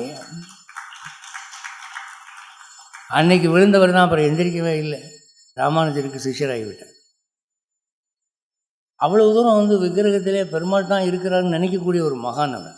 அந்த நம்பிக்கை நமக்கு என்னைக்கு வருதோ அன்றைக்கி நாமளும் வைகுண்டத்தில் இருப்போம். அது வரைக்கும் இப்படி தான் இங்கே உட்காந்துருப்போம் பம்பாயில். ஆகவே அவர் என்ன பண்ணார்னா, இந்த நம்பெருமாள் உற்சவரை பார்த்துட்டு, பெருமாளே என் பின்னால் நிற்கிற கூட்டத்தை பார்த்தியா, 10,000 பேர் நிற்கிறான், எல்லாம் ஓம் பின்னால் இல்லை என் பின்னால் நிற்கிறாங்க. நான் ஏதோ பிரமாதமாக உங்கள்கிட்ட வாங்கி கொடுக்க போகிறேன்னு நிற்கிறானுங்க. நான் ஒரு சாதாரண மனுஷன். சரி, அவங்க என் மேலே வச்சுருக்கிற நம்பிக்கை வீண் போக வேண்டாம். நான் ஒரு சின்ன விண்ணப்பம் பண்ணுறேன். என்னன்னா, என் மேலே யாரெல்லாம் அன்பு வச்சுருக்காங்களோ, யாரெல்லாம் எனக்கு சிஷ்யன்னு சொல்லிக்கிறாங்களோ, அவங்க எல்லாருக்கும் உன் கருணை வேண்டும். அவங்க எல்லோருக்கும் நீ மோட்சம் தரணும், தருவியா அப்படின்னு கேட்டேன். உடனே உரத்த குரலில் தருவோம் அப்படின்ட்டு. அதில் பக்கத்தில் இருந்த சிஷியர்லாம் எழுதி வச்சுருக்கா, அதை கத்தியத்திரயம்ங்கிற புத்தகத்தில் அது இருக்குது. அப்போ அன்று முதல் மோட்சம் வர்றதுக்கு பெருமாளை விட ராமானுஜர் வந்து ஷார்ட்கட்டாக தெரியுதே அப்படின்னு எல்லோரும் ராமானுஜரை பின்பற்ற தொடங்கினார்கள். ஓம் நமோ நாராயணாய என்ற 8 எழுத்து மோட்சம் தருமோ தராதோ, ராமானுஜா என்ற 4 எழுத்து நிச்சயமாக தரும் என்று ஒரு நம்பிக்கை ஏற்பட்டது. அப்போ இந்த ராமானுஜருடைய மகிமையை நேரில் பலர் பார்த்தார்கள். அதில் திருவரங்கத்து முதனார் என்று ஒருத்தர், அவர் பார்த்தார். ராமானுஜர்னு ஒருத்தன் இருக்கிற போது பெருமாளை நம்புறது பிரயோஜனம் இல்லை, தேவையில்லை, நமக்கு பெருமாள் தேவையில்லை, ராமானுஜர் போதும் என்று நினைத்தார். அதனால் அவர் ராமானுஜ நூற்றந்தாதி என்ற ஒரு புத்தகம் எழுதினார். அது 108 பாட்டு கொண்டது. அந்த 108 பாட்டிலையும் ஒவ்வொரு பாட்டிலையும் ஒரு தடவை ராமானுஜான்னு வரும். இந்த 108 பாட்டு டெய்லி சொல்கிறவனுக்கு மோட்சம் உண்டு அப்படின்னு அவர் சாதித்தார். அதனால் அதுக்கு பிரபன்ன காயத்ரி என்று பெயராயிற்று. இப்போ காயத்ரி மந்திரம் உங்களுக்கு தெரியும், ஓம் பூர் புவஸ்வஹான்னு ஆரம்பிக்குது இல்லையா, அது சம்ஸ்கிருதம். ஆனால் இந்த தமிழ் ராமானுஜ நூற்றந்தாதி இருக்க அது பிரபன்ன காயத்ரி. இதை சொல்பவர்களுக்கு ஏகபலன்கள் வரும், பரபலன்கள் வரும் அப்படின்னு சொல்லி. இப்போ அந்த ராமானுஜ நூற்றந்தாதிங்கிற புத்தகம் எல்லா புத்தக கடையிலையும் கிடைக்குது, வைஷ்ணவ கடைகளையும் கிடைக்குது, எல்லா புத்தக கடையிலையும் கிடைக்குது. அதை நீங்கள் வாங்கி டெய்லி ஒரு தடவை சொல்கிறதுக்கு உங்களுக்கு 10 நிமிஷம் தான் ஆகும். அதை சொல்லி வந்தீங்கன்னா 108 தடவை அவர் பேர் சொல்லி தான் ஆகணும். ஏன்னா ஒவ்வொரு பேர்லேயும் ஒரு தடவை ஒவ்வொரு பாட்டிலையும் ஒரு பேர் சொல்லியிருப்பார். அல்வா வைக்கிறவங்க கூட கொஞ்சம் பிச்சு கொடுப்பாங்க, சார் கொஞ்சம் சாப்பிட்டு பாருங்கள், நீங்கள் வாங்க வேணாம் சார், சாப்பிட்டு பாருங்கள், நாளைக்கு வாங்க அப்படிமா. அது மாதிரி இப்போ நான் ஒரு அல்வா வியாபாரம் பண்ண போகிறேன். என்னென்னா அந்த ராமானுஜ நூற்றந்தாதிலேருந்து ஒரே ஒரு பாட்டு உங்களுக்கு இப்போ நான் எடுத்து சொல்ல போகிறேன். அப்போ ராமாயணத்துலேருந்து ஒரு டீவியேஷன், அதாவது சைடு ரோடு, அது கேளுங்க. முதல் பாட்டு, பூமன்னு மாது பொருந்திய மார்பன், புகழ்மலிந்த பாமன்னு மாறன் அடிபணிந்து உய்ந்தவன், பல்கலையோர் தாம் மன்ன வந்த ராமானுஜன் சரணாரவிந்தம் நாம் மன்னி வாழ நெஞ்சே சொல்லுவோம் அவன் நாமங்களே. இது ஃபஸ்ட்டு சாங். இதுக்கு பொருள் என்னென்னா, பூமன்னு மாது, பூமன்னு மாதுன்னா மகாலட்சுமி ஒரு தாமரை மலர் மீது இருக்கிறாள். இப்போ நாமெல்லாம் எதில் இருக்கிறோம்? பிளாஸ்டிக் சேரில் இருக்கிறோம். ஆனால் அந்த அம்மா பிளாஸ்டிக் சேரில் உட்கார மாட்டாங்க, அவங்க தாமரை பூவில் உட்காந்துருப்பாங்க. அதுதான் மகாலட்சுமிக்கு நமக்கும் வித்தியாசம். அதனால பத்மத்திலே அமர்ந்திருப்பதனால் அவளுக்கு பத்மாவதி என்று பெயர். பத்மம் என்ற சொல்லை சொன்னால் புண்ணியம். அவளுக்கு பத்ம மாலினின்னு ஒரு பேர் உண்டு, அப்புறம் பத்மாசனின்னு ஒரு பேர் உண்டு, பத்மாவதின்னு பேர் உண்டு, பத்மஹஸ்தினின்னு ஒரு பேர் உண்டு. தாமரைன்னா அவளுக்கு அவ்வளவு இஷ்டம். ஏன்னா பூக்களிலே அது சாத்வீகமான பூ. பூக்களில் தாமசமான பூ இருக்குது, ராஜசமான பூ இருக்குது. கல்ற புதகுழி சுடுகாடு அங்கெல்லாம் முளைச்சி கிடக்கிற பூவெல்லாம் தாமசமான பூ. அதெல்லாம் சாமிக்கு வைக்கப்படாது. அதாவது குறைஞ்சபட்சம் பெருமாளுக்கு வைக்கப்படாது, பெருமாளுக்கும் அந்த ஃபேமிலிக்கும் வைக்கப்படாது. தாமரை ரொம்ப சாத்விகமான பூ. அதை நீங்கள் ஒரு தாமரையை வச்சிங்கன்னு சொன்னால் ஒரு யாகம் பண்ணதுக்கு சமம். பெருமாளுக்குனாலும் சரி, பிராட்டிக்குனாலும் சரி. அதனால் நீங்கள் பல கோவில்கள் வாசலில் பார்த்தீங்கன்னா தாமரை பூ விற்றுக்கிட்டு இருப்பாங்க. அந்த பூவிலே வாழ்கிறாள். பூ மண்ணு மாது. அந்த பூ எங்கடா இருக்குது அப்படின்னா, அது குளத்தில் இல்லை, பெருமாள் மார்பிலே இருக்குது. பெருமாள் மார்பிலே ஒரு தாமரை, அந்த தாமரையிலே அந்த பிராட்டி. பூமண்ணு மாது பொருந்திய மார்பன். அந்த விஷ்ணு இருக்கிறாரே, அவருடைய புகழ் மலிந்த அவருடைய புகழை சொல்லக்கூடிய பாட்டுக்கள், வேதங்களை அப்படியே தமிழ்படுத்தினார் நம்மாழ்வார் திருவாய்மொழி என்று. அந்த பாசுரங்கள், அந்த பாமன்னு மாறன், மாறன்கிறது நம்மாழ்வாரை குறிக்கும். நீங்கள் ஆழ்வார் திருநகரின் ஒரு ஊர் இருக்குது, நவ திருப்பதின்னு சொல்லுவாங்க. அது அவர் பிறந்த ஊர். அவர் உட்காந்துருந்த புளிய மரம் இன்னமும் இருக்குங்க. அந்த புளிய மரம் இன்னும் சாகலை. அந்த புளிய மரம் ஆதிசேஷன்னு சொல்லுவாங்க. அவருடைய அடிபணிந்து உய்ந்தவன். இந்த நம்மாழ்வார் வர்ணத்தில் வேளாள இனத்தை சேர்ந்தவருங்க. 4 வர்ணம் இருக்குது, பிராமண, சத்திரிய, வைசிய, சூத்திரன். அந்த வேளாள இனத்தை சேர்ந்தவர் அவரை போய் இவர் ராமானுஜர் கும்பிடுறார். காரணம் என்ன? வைணவத்தில் ஜாதி வேறுபாடு இல்லை, ஞானத்துக்கு தான் முக்கியத்துவம். அப்போது மேல் இனத்தை சேர்ந்தவன் கீழ் இனத்தை சேர்ந்தவன் ஞானியாக இருந்தால் வணங்க வேண்டும். அந்த மாதிரி ஒரு கோட்பாடு ராமானுஜர் கொண்டு வந்தார். ஏற்கனவே அது இருந்தது தான். அந்த மாறனுடைய அடிபணிந்து தான் நற்கதி அடைந்தவர் அந்த ராமானுஜர். மாறன் அடிபணிந்து உய்ந்தவன் சரண அரவிந்தம், அவருடைய தாமரை பாதங்கள். அது ஏன் தாமரை பாதங்கள் அப்படின்னு சொல்கிறாங்க? அவருடைய பாதத்தில் என்ன தாமரை பூவாக இருக்குமா, அல்லது தாமரை பூ நிறையா சூடியிருப்பாங்கன்னா அதெல்லாம் கிடையாது. அங்கலட்சணங்கள் என்று சொல்லுவார்கள். அதாவது மனிதனுடைய சரீரம் எப்படி இருக்க வேண்டும் என்று இலக்கணம் இருக்குங்க. அதில் என்ன சொல்லியிருக்குதுன்னா, நீங்கள் நேரம் இருந்து பார்த்தீங்கன்னா அந்த மூக்குத்தோலை தெரியக்கூடாது, மூக்கு மூடி இருக்கணும். பல பேருக்கு மூக்குத்தோலை வேட்டுக்கொலை மாதிரி தெரியும், அப்படி இருக்கக்கூடாது. காது எலிக்காது மாதிரி சிறுசாக இருக்கக்கூடாது. உதடு சிகப்பாக இருக்கணும், கண் நீளமாக இருக்கணும், உள்ளங்கை சிகப்பாக இருக்கணும், உள்ளங்கால் சிகப்பாக இருக்கணும், பல்லெல்லாம் வரிசையாக இருக்கணும் அப்படின்னு சொல்லியிருக்கு. அப்படி 32 லட்சணங்கள் சொல்லியிருக்கு. அதில் பாதங்கள் வந்து தாமரை பூவை போல் சிவந்திருக்கணும், மென்மையாகவும் இருக்கணும். ராமானுஜர் பாதங்கள் அப்படி இருக்கும். அதனால் பாத அரவிந்தம் அப்படிங்குது.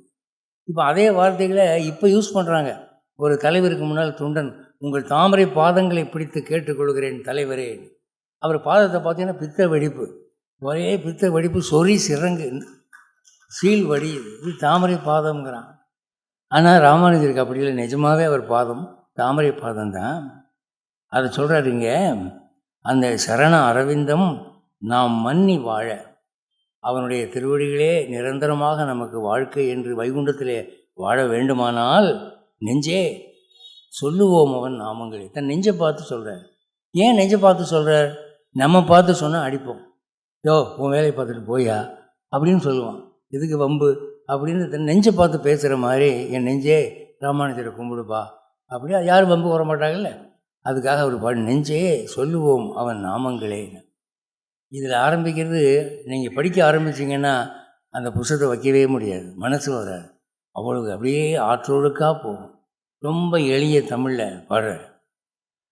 அதை நீங்கள் படிக்கிறதுக்கு முயற்சி பண்ணுங்கள். நீங்கள் ஹிகின் பாதம்ஸுக்கு எழுதி போட்டாலும் வரும், அல்லது ஸ்ரீ வைஷ்ணவ ஸ்ரீக்கு எழுதி போட்டால் வரும். எந்த தமிழ் புத்தக கடைக்கு எழுதி போட்டாலும் வாங்கியாவது கொடுப்பாங்க, விலை குறைச்சிருக்கும். அதை டெய்லி படித்து வாங்க. இன்றைக்கி நீங்கள் ராமநவமிக்கு இந்த கோவிலுக்கு வந்ததனுடைய ஒரு நல்ல பலனாக அது இருக்கட்டும். இப்போ ராமானுஜருடைய அருமையை சொன்னேன். அதன்படி அவர் லக்ஷ்மணனாக இருந்தபோது ராமனிடம் சாந்தமாக பேசி அவருடைய கோபத்தை தணித்தார். இது முதல் சந்தர்ப்பங்க. ரெண்டாவது சந்தர்ப்பம் என்ன அப்படின்னா, சீதையை ராவணன் தூக்கிட்டு போயிட்டான் அப்படின்னு தெரிஞ்சு போச்சு. ராவணன் சிலோனில் இருக்கிறான் இலங்கையில். இந்த கடலை கடந்து போகணும் அப்படிங்கிற போது, கடலை எப்படி கடக்கிறது? ஒரு பாலம் கட்டி போகணும். அதை பாலம் கட்டுறதுக்கு இந்த சமுத்திர ராஜா நமக்கு கோஆப்ரேட் பண்ணணும்னு சொல்லி சமுத்திர ராஜாவை நோக்கி அவர் பிராயோபதேசம் கிடக்கிறார். சில நாள்கள் பட்டினி கிடக்கிறார், விரதம் கிடக்கிறார். ஆனால் அவன் வரல. இவருடைய விரதத்துக்கு மதிப்பு கொடுத்து அவன் வரல. அப்போ ஒரு கோபம் வந்துடுது. அப்போ அந்த கோபத்தில் அவர் என்ன பேசுகிறாருன்னு பாருங்கள். இவ்வளவு நாள் லக்ஷ்மணா, நான் சமுத்திரராஜனை காலை பிடித்து வேண்டிக் கொண்டேன். பிறருடைய சகாயமில்லாமல் இந்த சமுத்திரத்தை தாண்டக்கூடிய என்னை இவன் கையாலாகாதவன் என்று நினைத்து கொண்டான். இப்படிப்பட்டவர்களிடத்தில் பெருமை வைப்பது முற்றிலும் பிசகு. இவனிடத்தில் இருக்கும் மீன்களும் முதலைகளும் சர்ப்பங்களும் தங்கும் ஒரு ஜலசமுத்திரத்திற்கு காவக்காரன். அதை மறந்து தான் அயோத்தியாதிபதி என்றும் கோசலாதிபதி என்றும் எனக்கு சமமானவன் என்றும் அகம்பாவத்தால் நினைக்கிறான்.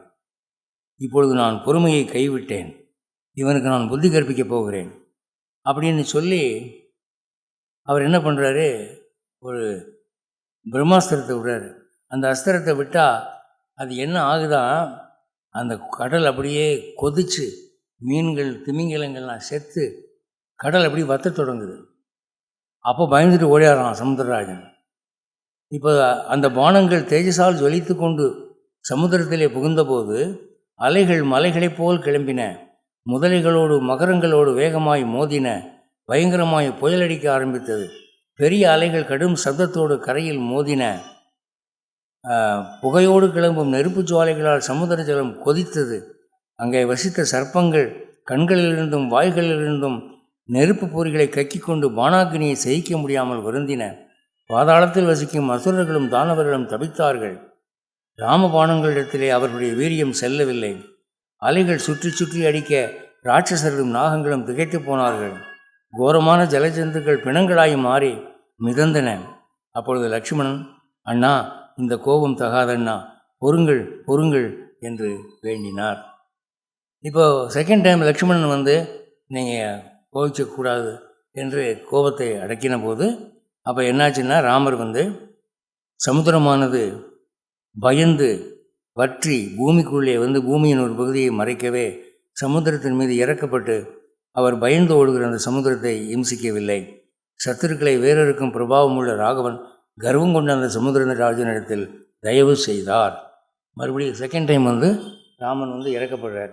இந்த பிரம்மாஸ்திரம் யூஸ் பண்ண உடனே கடல் பட்ட பாடு என்னங்கிறத கம்பராமாயணத்தில் கம்பன் எழுதியிருக்கான். 2 பாட்டு, அதை படிக்கிற நீங்கள் அதையும் பாருங்கள்.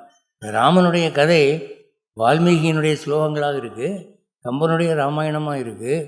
இன்னும் ஒவ்வொரு மாநிலத்தினுடைய ஒவ்வொரு மொழியிலையும் அந்தந்த மொழி ராமாயணமாக இருக்குது. வடக்க துளசிதாஸ் அவர் ராமாயணம் எழுதியிருக்கார். கம்பன் சொல்கிறான், இவன் அம்பு விட்ட உடனே மழைக்குலம் கதறின, வருணன் வாய் உலர்ந்து அழைத்தனன், உலகினில் அடைந்த ஆறெல்லாம் இழைத்தன, நெடுந்திசையாதும் யாவரும் பிழைப்பிலர் என்பதோர் பெரும் பயத்தினால் அண்டம் உலத்துக்கு அப்பால் ஆழியும் கொதித்து 7 தென்திரை கடலின் செய்கை செப்பி என் தேவன் சென்னி பண்டை நாளிருந்த கங்கை நங்கையும் பதைத்தாள், பார்ப்பான் குண்டிகை இருந்த நீரும் குழுகுழு என்று கொதித்ததன்றே. பிரம்மா கையில் இருந்த கமண்டலத்தில் இருக்கிற தண்ணியெல்லாம் கொதிக்க ஆரம்பிச்சிருச்சான். இந்த உஷ்ணத்தில் மீன் திமிங்கலம் முதலையெல்லாம் லாட்டாக சேர்த்து விழுகுது, மிதக்குது. அதை பார்த்து இறக்கப்பட்டு ராமன் அந்த அஸ்திரத்தை நிறுத்தி கொண்டான் என்று வருது. இது 2வது சந்தர்ப்பங்க. இதை ஒரு அரை மணி நேரம் விரித்து சொல்லணும். அவ்வளவு நயமான ஸ்லோகம் கவிதையெல்லாம் இருக்குது. அது பார்த்திங்கன்னா நம்ம கிடியாரம் ஒழுங்காக ஓடுது, அதுதான் பிரச்சனை.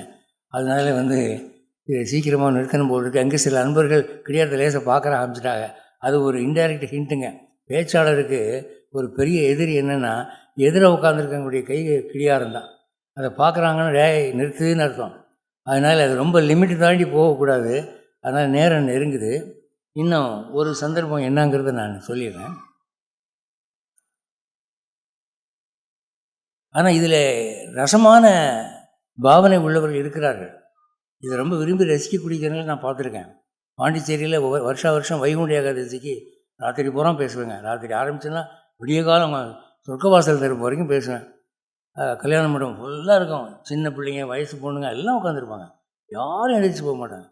அவ்வளோ ரசமாக ரசிப்பாங்கங்க. அப்படி ஆடியன்ஸும் இருக்கிறாங்க. இப்போது இந்த 3வது சந்தர்ப்பம் என்ன அப்படின்னா, காகாசுரன் இந்த சீதை மீது ஆசைப்பட்டு அவள் மார்பிலே கொத்தி விடுகிறான். அப்போ அதை பார்த்து கோபம் கொண்ட ராமர் அந்த காகாசுரன் மீது ஒரு அஸ்திரம் விடுறார். என்னென்னா, சீதை சொல்கிறா அனுமான்கிட்ட. அனுமான் சீதையே அசோகவனத்தில் பார்த்து, நான் ராமபக்தன் அனுமான், அம்மா கவலைப்படாதீங்க, ராமர் வருவார் என்று ஆறுதல் படுத்துகிற போது, நான் திரும்பி போய் ராமர்கிட்ட சொல்கிறேன், நான் உங்களை பார்த்தேங்கிறதுக்கு என்ன அடையாளம், நீங்கள் நம்பிக்கை ஏதாவது சொல்லுங்கள் அப்படின்ன போது சில சம்பவங்கள் சொல்கிறேன், இதை சொன்னால் உன் மேலே அவருக்கு நம்பிக்கை வந்துடும் என்று சொல்லி காகாசுரனின் மார்பிலே ஒரு நாள் கொத்தினான்.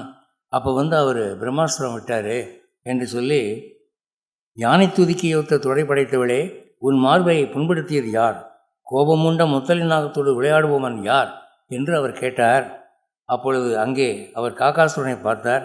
அந்த காகம் இந்திரனுடைய மைந்தன், பறவைகளுக்குள்ளே சிறந்தது, செல்வதில் காற்றுக்கு நிகரானது. அது உடனே சடக்கென மண்ணில் மறைந்து விட்டது. தோள்வலி மிக்கவரும் அறிவாளிகளில் சிறந்தவருமான ஸ்ரீராமர் கோபத்தால் சுழலும் கண்களோடு கடுமையான ஒரு தீர்மானத்தை செய்தார். அவர் தர்பாசனத்திலிருந்து ஒரு புல்லை எடுத்து பிரம்மாஸ்திர மந்திரத்தை அதில் ஜெபித்து காக்கையை நோக்கி அதை அனுப்பினார். அது காலாகினி போல் ஜலித்து கொண்டு அந்த காகத்தை விரட்டியது. அப்படி துரத்தப்பட்ட காக்கை தன்னை காப்பாற்றக்கூடியவராக எந்த உலகத்திலும் யாரும் இல்லை என்று தெரிந்து மறுபடி அவர் காலிலே விழுந்தது. அப்போ அதை மன்னிச்சு விட்டுறார், போய் துறடா அப்படின்னு. இந்த 3 சந்தர்ப்பங்களையும் ராமன் தன் இயல்புக்கு மாறாக அவன் கோபப்பட்டதாக ராமாயணத்தில் பார்க்குறோம். அப்படிப்பட்டவன் லக்ஷ்மணனுடைய சிபாரிசினாலே சாந்தமடைந்தான். எதுக்காக இதை சொல்ல வரேன்னா, ராமர் படம் அநேகமாக எல்லார் வீட்லையும் இருக்கும்னு நினைக்கிறேன். அப்படி இல்லைன்னா இந்த ராமநவமிக்காவது ஒரு ராமர் படத்தை வாங்கி மாட்டுங்க. அந்த ராமர் படத்தை பார்த்த உடனே ராமர் படத்தில் நடுவில் ராமர் நிற்பார், இந்த பக்கம் லக்ஷ்மணன், இந்த பக்கம் சீதை, இந்த பக்கம் ஆஞ்சநேயர். அந்த படத்தை பார்த்த உடனே ராமா காப்பாற்று அப்படின்னு கை தூக்கிறாங்க. அது தப்பு, அப்படி செய்யக்கூடாது. ராமரை வழிபடுறதுக்கு அது முறை இல்லை. என்ன பண்ணணும்? லக்ஷ்மணா சரணம்னு சொல்லணும். லக்ஷ்மணா எனக்கு சிபாரிசு பண்ணேன், ஆஞ்சநேயா சரணம்னு சொல்லணும், சீதா மாதா எனக்கு புருஷகாரம் பண்ணுன்னு சொல்லணும். அதுக்கப்புறம் ராமன்ட்ட போகணும். அப்போ போனீங்கன்னா உங்களுக்கு அதுக்குள்ளே ரெக்கமெண்டேஷன் லெட்டர் கொடுத்துருப்பாங்க. அதை பார்த்துட்டு நம்ம பையன் கொஞ்சம் விடுங்க அப்படின்னு. அப்போ நமக்கு சீக்கிரமாக அருள் கிடைக்கும். பல பேர் ராமர் தான் மெயின் ஹீரோ, இவங்கெல்லாம் சப்பார்டினேட்டு, இவங்கெல்லாம் ஜூனியர் ஆர்டிஸ்ட்டு அப்படின்னு நினைக்கிறாங்க. அப்படி இல்லை, இவங்க தான் நமக்கு முக்கியம். பெருமாள் கோயிலுக்கு போனீங்கன்னா முதல்ல கருடாழ்வார், அப்புறம் ஜெய விஜயர்கள், ஜெயஸ்தம்பம், ஆண்டாள், ஆஞ்சநேயர், இவங்களெல்லாம் சேவித்து இவங்களுடைய ஆசீர்வாதத்தை வாங்கிக்கிட்டு அப்புறம் கடைசியாக பெருமாள் போனால் வாங்க வாங்க சொன்னாங்க உங்களை பற்றி, வாங்க என்ன விஷயம் அப்படின்னு. இங்கே அரசியல் என்ன நடக்குது, மினிஸ்டர்கிட்ட எப்படி சிபாரிசு வாங்குறீங்க, அதே கதை தான் அங்கேயும். அதனால் வைஷ்ணவத்தில் புருஷகாரம் என்று சொல்லப்பட்ட சிபாரிசுக்கு ரொம்ப மதிப்பு உண்டு. ராமனை பற்றி இதோடு நிறுத்திக்கிறேன். இன்னும் ஒரு 5 நிமிஷம் 10 நிமிஷம் கிருஷ்ணனை பற்றி பேசிடுறேன். ஏன்னா தலைப்பை அடிச்சுட்டாங்க, கண்ணனின் பொறுமைன்னு. அப்போ ஒரேடியாக கண்ணனை விட்டுட்டோம்னா அவன் கண்ணன் கோவிச்சுக்குவான். இதில் இங்கே உட்காந்துருக்கிறவங்கள யாதவர்கள் ரொம்ப பேர் இருக்காங்க. அவங்கெல்லாம் ஏன் நாங்கள் வர சொன்னால் இந்த மாதிரி எங்களை அம்போன்னு விட்டுட்டு போயிட்டு அப்படின்னு கேட்பாங்க நாளைக்கு. அதனால் கண்ணனை பற்றி பேசணும். கண்ணனுடைய கருணை என்ன அப்படின்னா, முதல்ல கண்ணனுடைய முழு பேர் என்ன? VDNY கிருஷ்ண யாதவ், இதுதான் அவனுடைய முழு பேர். VDன்னா விங்கிறது வசுதேவன் அவங்க அப்பா பேர், பெத்தவர். டிங்கிறது தேவகி அவங்க அம்மா பேர். என்னங்கிறது வளர்த்த அப்பா பேர் நந்தகோபன். ஒய்ங்கிறது யசோதை வளர்த்த அம்மா பேர். அப்போ 4 இனிஷியல் கிருஷ்ணனுக்கு. VDNY கிருஷ்ண யாதவ், அவர் யாதவ இனத்தை சேர்ந்தவர். அதனால் இப்போ ஜாதி போட்டுக்கிறாங்கல்ல, அப்போ தானே ஒரு பெருமையாக இருக்குது. இப்போ ராமர் பேர் என்னன்னு கேட்டால் டி ராமச்சந்திர வர்மா, அவன் சத்திரியன். அதனால் சத்திரியர்கள் பேருக்கு பின்னால் வர்மான்னு போட்டுக்குவாங்க. டி ஃபார் தசரதன், தசரனுடைய மகன். So D Ramachandra Varma. So letter எழுதுறதா இருந்தால் அந்த மாதிரி கம்ப்ளீட் அட்ரஸ் எழுதுங்க, போய் உங்களுக்கு ஒழுங்காக சேரும். இந்த கிருஷ்ணன் இருக்கிறான, இவனிடம் பொறுமையை விட நாம் கருணையை பார்க்குறோம். கிருஷ்ணன் கோபப்பட்டான், பல்ல கடிச்சான்னு ஒரு இடத்துலையும் வராதுங்க. அவன் அடித்தா கூட சிரிச்சுக்கிட்டே அடிப்பான். அவன் ஒரு குறும்புக்கார பையன். அவனுக்கு எல்லா ஜெகஜாலமும் தெரியும். பிள்ளைகளுக்கு பொய் சொல்லிக் கொடுத்ததே அவன்தான். வேண்டா வெண்ணை தெரிஞ்சாமல அப்படின்னு சொல்லி அவங்க அம்மா அவனை கூப்பிட்டா, அம்மா கடவுள் சத்தியமாக சொல்கிறேம்மா, 3 நாளாக நான் வெண்ணையை கண்ணாலே பார்க்கலம்மா. அப்படிம்மா கண்ணத்தில் பூரா வெண்ணெய் அப்பியிருக்கும். அவளுக்கு ஆமாடா கண்ணால் பார்க்காத, மூஞ்சி பார்த்தா தெரியுது இல்லை, எடா கம்பா அப்படின்னு சொல்லி அடிக்க வருவான். இப்படி சின்ன வயசுலேருந்தே அவன் ரொம்ப கிளுகிழுப்பான லீலைகள் செய்தவன். அவங்ககிட்ட கோபத்தை விட நாம் கருணையை பார்க்கிறோம். என்ன கருணையை பார்க்குறோம் அப்படின்னா, மடமடன்னு சொல்லிடுறேன். ஒன்று, பசுக்களின் பெருமையை நமக்கு உணர்த்தினான். பசுமாடு உலகத்திலேயே இந்தியாவில் தாங்க வணங்குறாங்க. வேறு எந்த நாடும் பசுமாடு வணங்குறது இல்லை. இந்துக்கள் மட்டும்தான் பசுவை மதிக்கிறார்கள். காரணம் என்ன அப்படின்னா, வியாசபாரத்தில் ஒரு சின்ன கதை போட்டிருக்கு. என்னன்னா, இந்த மாதிரி பசுக்கள்லாம் போய் காமதேனுவனுடைய தலைமையிலே பிரம்மாவிடம் முறையிட்டனவாம். எங்களை எல்லோரும் மாடு மாடுன்னு வைக்கிறாங்க, அதனால் எங்களுக்கு மிக அதிகமான பெருமை, இந்த உலகத்திலேயே எங்களுக்கு தான் அதிகமான பெருமை ஏற்படணும், ஒரு வரம் கொடுங்க அப்படின்னு கேட்டாங்க. உடனே தந்தோம்ட்டார் அவர். இனிமேல் உங்களை தான் அதிகம் மதிப்பாங்க. அப்போ தேவர்கள்லாம் யோசிச்சாங்களாம், இன்னும் ஒருபாட்டுக்கு தந்தோம்ன்றாரு, எப்படி கிடைக்கும் அவங்களுக்கு மரியாதை? சரி, தேவர்கள்லாம் என்ன பண்ணாங்க, ஆளுக்கு ஒரு உறுப்பில் போய் உட்காந்துருவோம். பசுமாட்டினுடைய உடம்பில் இந்திரன் ஒரு ஸ்தானம், சந்திரன் ஒரு ஸ்தானம், 33 கோடி தேவர்கள் 33 கோடி இடங்களில் போய் உட்காந்துட்டாங்க.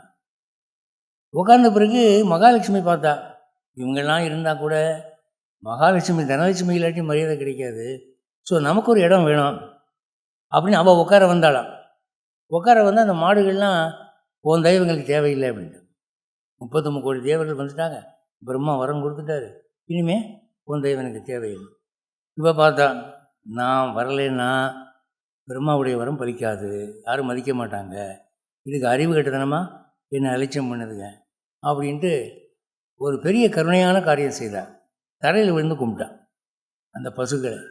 உங்கள் காலில் விழுந்து கேட்குறேன், எனக்கு ஒரு இடம் கொடுங்க.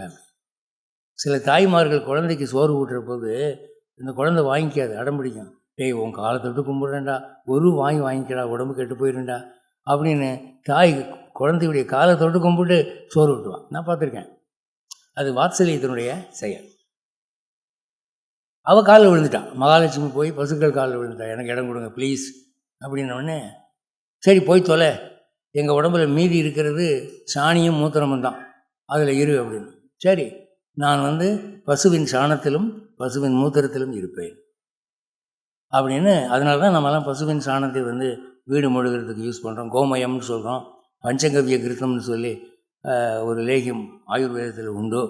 பசுக்களுக்கு மரியாதை உண்டு பண்ணவன் கிருஷ்ணன் தான். அவன் தான் மாடு மேய்ச்சான். மாடு மேய்க்கிறது மட்டும் இல்லாமல் தன் பேரை மாடு மேய்க்கிறவன் மாற்றிக்கிட்டான், கோபாலகிருஷ்ணன் அப்படின்னு. வாத்தியார்கள்லாம் என்ன சொல்கிறாங்க, டேய் நீ மாடு மேய்க்க தாண்ட லாய்க்கு, நான் இப்போவே சொல்கிறேன், நீ உருப்படவே மாட்டேன் அப்படின்னு அவங்க சாபம் போடுறது மாடு மேய்க்கிறத வச்சு தான். அந்த மாடு மேய்க்கிறத உன்னதமான தொழிலாக அவன் ஏற்றுக்கொண்டான், கோபாலகிருஷ்ணன் என்று அவன் ஏற்றுக்கொண்டான். அதனால் பசுக்களுக்கு ஒரு கௌரவம் கொடுத்தான். அப்புறம் கோவர்தனகிரியை அவன் தூக்கி பிடித்தது பசுக்களை காப்பாற்றுவதற்காக தான், மனிதர்களுக்காக அல்ல. அவனுக்கு நவநீத கிருஷ்ணன் ஒரு பேர் உண்டு. நவநீத கிருஷ்ணன் அப்படின்னு ஏங்க பேர் வந்தது? அவன் ஒரு காலேஜ் ஸ்டூடெண்ட்டை கேட்டேன். அவன் சொன்னான், எனக்கு தெரியாது, பட் என் பேர் கிருஷ்ணன், நான் லேடிஸ் காலேஜில் ஒரு பொண்ணை லவ் பண்ணுறேன், அவள் பேர் நவநீதம், அதனால நான் நவநீத கிருஷ்ணன் அப்படின்னு சொன்னான். ஏய் முண்டா, அதை கேட்கலடா, அது பெருமாளுக்கு நவநீத கிருஷ்ணன் ஏன் நான் பேர் வந்துச்சுன்னு தெரியாதுங்க அப்படின்னு. நவநீதம் என்றால் வெண்ணெய் என்ற அர்த்தம். அந்த வெண்ணெய் கிருஷ்ணனுக்கு பிரியமான உணவு, திருடி கூட திம்மாத. அதனால் என்ன ஆச்சுன்னா, இன்றைக்கி கோவிலில் வெண்ணெய் சாத்துறதுன்னு ஒரு பழக்கம் வந்தது. அனுமார் கோயிலில் பார்க்கலாம், பெருமாள் கோயிலில் பார்க்கலாம், வெண்ணெய் சாத்துறதுன்னு ஒரு மரியாதை ஏற்படுது.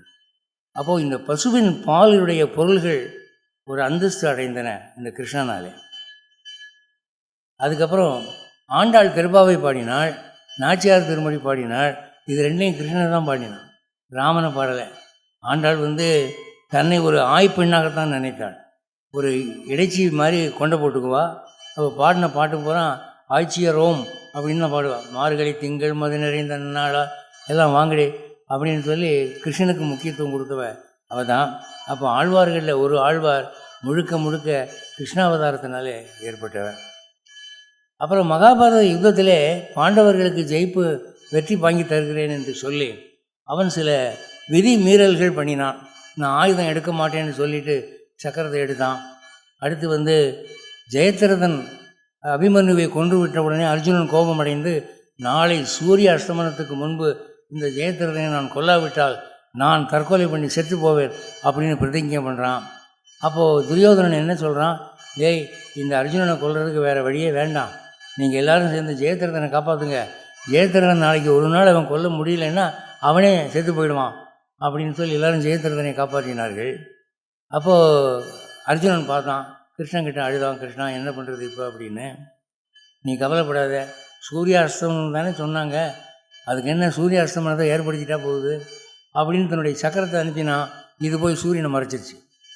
மத்தியானம் 2 மணி பார்த்தா சூரியன் மறைஞ்சிருச்சு. டேய் சூரிய அஸ்தமனம் ஆகிப்போச்சு அப்படின்னோடனே ஜெயத்ரதன் வெளியே வந்துட்டான். எனக்கு இனிமேல் பாதுகாப்பு தேவையில்லை, அர்ஜுனன் சாக போகிறான் அப்படின்னு. இவன் வெளியே வந்த உடனே கிருஷ்ணன் அந்த சக்கரத்தை ரிலீஸ் பண்ணிட்டான். மறுபடியும் சூரியன் தெரிந்தது. அப்போ அர்ஜுனா போட்டு தள்ளுறானா, கொண்டுட்டான். இப்படி பல காரியங்கள், திருட்டு பொய் எல்லாம் கிருஷ்ணன் மகாபாரதத்தில் பண்ணினான். கர்ணன் எப்படி செத்தான்?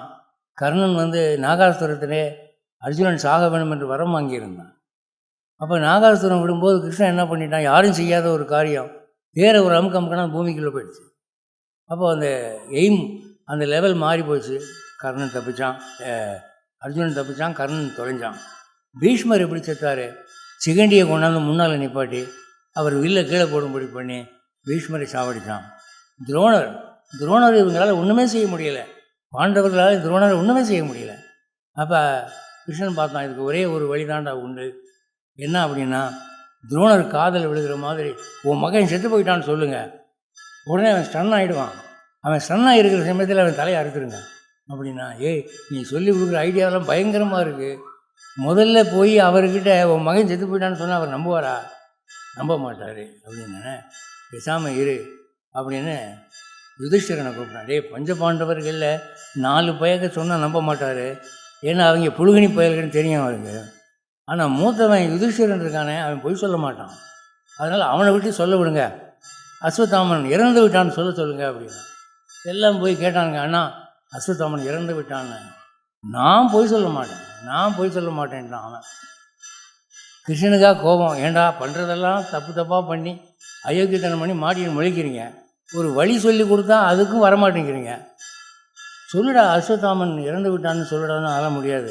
பார்த்தான், ஓங்கி அறையெல்லாம் போட்டுக்கிறா ஒன்று அப்படின்னா கிருஷ்ணன். என்ன செய்யலாம்? ஒரு யானை அஸ்வத்தாமன் பேர் வச்சு இந்த யானையை கொன்னுட்டு அஸ்வத்தாமன் இறந்து விட்டான்னு சொல்லு அப்படின்னு சொன்னான். அப்போ யானைக்கு அஸ்வத்தாமன் பேர் வச்சு அந்த யானையை பீமனுக்கு சொல்லி கொல்லுடானா. கொன்ன உடனே இவன் சொல்கிறா அப்படின்னா, சொல்கிறேன் அஸ்வத்தாமன் என்ற யானை இறந்து விட்டதுன்னு சொல்லுவேன் நான் அப்படின்னா. உன் தலையில் இடி விழுக, நான் என்ன பண்ணுறது? சரி, நான் சொல்கிறபடி சொல்லு. ஏன்னா சம்ஸ்கிருதத்தில் வாக்கிய அமைப்பு எப்படின்னா, அஸ்வத்தாமோ ஹதோ குஞ்சரஹா அப்படின்னா அஸ்வத்தாமன் கொல்லப்பட்டான், அது ஒரு யானை அப்படின்னு வரும். இப்போ தமிழில் சொல்கிறதா இருந்தால் அஸ்வத்தாமன் என்ற யானை இறந்து விட்டதுன்னு சொல்ல வரணும், அல்லது யானை அஸ்வத்தாமன் இறந்து விட்டதுன்னு சொல்லணும். ஆனால் சம்ஸ்கிருதத்தில் அந்த வாக்கிய அமைப்பு எப்படின்னா, அஸ்வத்தாமன் கொல்லப்பட்டான், அது யானை. அப்படி சொல்றியா அப்படின்னா, சரி சொல்லுவேன் அப்படின்னோடனே. அப்போ பாண்டவர்களில் மற்றவங்க பார்த்தாங்க, என்ன கிருஷ்ணா இவன் மறுபடி கிறுக்கு மண்டையில் ஏறிக்கிச்சு, அது ஒரு யானைன்னு சத்தமாக சொல்லுவானே அப்படின்னா, அவன் சத்தம் பெருசா என் சத்தம் பெருசான்னு பார்த்துருவோம் அப்படின்ட்டு சொல்கிறா அப்படின்னா. அஸ்வத்தாமன் கொல்லப்பட்டான் அப்படின்னா அடுத்த வார்த்தைக்கு வாயை திறக்கிறதுக்குள்ளே கிருஷ்ணன் சங்கு பிடிச்சான் பாருங்க. அவர் பூம் பூம் பூம் பூம் பூம்னு ஊதுனான். அந்த சங்கு சத்தத்தில் ஒன்றுமே கேட்கல, இவன் சொன்னது ஒன்றுமே கேட்கல. உடனே துரோணர் காதில் அஸ்வத்தாமன் கொல்லப்பட்டான்ங்கிறது மட்டும்தான் விழுந்தது. அப்படியா, அஸ்வத்தாமன் கொல்லப்பட்டானா, என் மகன் போயிட்டானா அப்படின்னு வில்லையும் கீழே போட்டான், அம்பையும் கீழே போட்டான் அப்படின்னு. அப்போ கிருஷ்ணன் சொன்னான், டேய் யுதிஷ்டிரா இப்போ போய் தலையை வெட்டுறா அப்படின்னா. குருவுடைய தலையை நான் வெட்ட மாட்டேன் அப்படின்னா. அர்ஜுனன் டேய் நீ போய் வெட்டுறா அப்படின்னா, எனக்கு வில்வித்தை சொல்லிக் கொடுத்ததே அவர் தான், அவர் தலையை நான் எப்படி வெட்டுவேன், பொறுப்புடுவீங்களா நீங்கள் அப்படின்னு சொல்லி திருஷ்டத்யும்னன், பாஞ்சால தேசத்து ராஜா துருபத மன்னனுடைய மகன் திருஷ்டத்யும்னன் தான், நீ போய் வெட்டுறான, தாராளமாக வெட்டுறேன்னு வெட்டிட்டான். இப்படியாக சொல்லாத பொய்களை சொல்லி அடாத செயல்களை பண்ணி அவன் மகாபாரத யுத்தத்தை ஜெயித்து கொடுத்தான். காரணம் தர்மம் அந்த பக்கம் இருந்ததுனால. இதெல்லாம் அவனுக்கு கருணையினாலே வர்றது தான். அவன் கருணை ஒரு ஹோல்சேல்னு சொல்லலாம். அதாவது இந்த ரீட்டைல் ஒன்று, ஹோல்சேல் ஒன்றுன்னு சொல்லுவாங்க. ஒரு ஜாமான் வாங்க போனீங்கன்னா மொத்த விலைக்கு போய் கேட்டிங்கன்னா அந்த வேலை வேறு வேலை, சில்லறை விலைக்கு கேட்டிங்கன்னா அந்த வேலை வேறு வேலை. ராமன் சில்லறையாக தான் கருணை பண்ணினான். ஒரு முனிவருடைய மனைவி கல்லாய் கிடந்தாள் அகலிகை, அவளுக்கு சாப மோச்சனம் கொடுத்தான், சபரிக்கு மோச்சம் கொடுத்தான். இப்படி 1 by 1 தான் வரும். ஆனால் கிருஷ்ணனுடைய கருணையை பார்த்தீங்கன்னா இந்த மாதிரி வரிசையாக சொல்லிகிட்டே போகலாம், லாட்டா. எனவே கண்ணன் கருணைக்கு என்று பெயர் பெற்றவன், ராமன் பொறுமைக்கு என்று பெயர் பெற்றவன். இந்த இரண்டையும் நீங்கள் மனத்தில் தாங்கி இன்று இந்த சிந்தனையோடு சென்று மேற்கொண்டு நீங்கள் டிவி ஆன் பண்ணாமல் அப்படியே படுத்து தூங்குனீங்கன்னா இன்றைக்கி கனவில் உங்களுக்கு நல்ல கனவு வர்றதுக்கு ஒரு வாய்ப்பு உண்டு என்று சொல்லிக்கொண்டு, இந்த அரிய வாய்ப்பை எனக்கு நல்கிய இந்த திருமுருகன் சமாஜத்துக்கும் அவர்களுக்கு உதவியாக இருந்த அனைவருக்கும், இதுவரை பொறுமையாக இருந்து செவிமடுத்த உங்களுக்கும், நான் பார்த்துக்கிட்டே இருந்தேன் எத்தனை பேர் எந்திரிச்சு போகிறாங்க அப்படின்னு. ஒருத்தர் எந்திரிச்சு போகலை, அதனால தான் நான் கொஞ்சம் உற்சாகமாக உட்கார்ந்து இருக்கிறேன். எனவே உங்களுக்கு ஸ்பெஷல் நன்றி சொல்லணும். ஏன்னா இப்போ சில சமயங்களில் யாரும் எந்திரிச்சு போக மாட்டாங்க. என்னென்னு விசாரித்தா உங்கள் லெக்சர் முடிஞ்ச பிறகு பிரசாதம் இருக்குது சார், சக்கரை பொங்கல் நெய் பொங்கல்னா அதுக்கு தான் நாங்கள் உட்காந்துருந்தோம் அப்படின்னு நம்ம மூக்கை அறுத்து விட்டுருவாங்க. ஆனால் நல்ல வேளை அப்படி ஒன்றும் இருக்கிற மாதிரி தெரியல, அது முதல்லே முடிஞ்சு போச்சு. அப்போ உட்காந்துருந்தவங்களாம் இதுக்காக தான் உட்காந்துருக்குறாங்க என்பதை நான் தெரிந்து கொண்டு உங்கள் அனைவருக்கும் நன்றி கூறி, இறைவனுடைய திருவுள்ளம் இருக்குமாயில் இன்னொரு முறை சந்திப்போம் என்று கூறி விடைபெறுகிறேன். ஜெய் ஸ்ரீமன் நாராயண். நன்றி. நம்முடைய பொதுமக்களின் சார்பாக என் நாராயண் சார் அவர்களை ஒரு சில வார்த்தை கூறுமாறு கேட்டுக்கொள்கிறேன். ஓம் அமிர்தேஸ்வரியை நமக. குரு பிரம்மா குரு விஷ்ணுர் குரு தேவோ மகேஸ்வரக. குரு சாக்ஷாத் பரபிரம்ம தஸ்மை ஸ்ரீ குரவே நமக.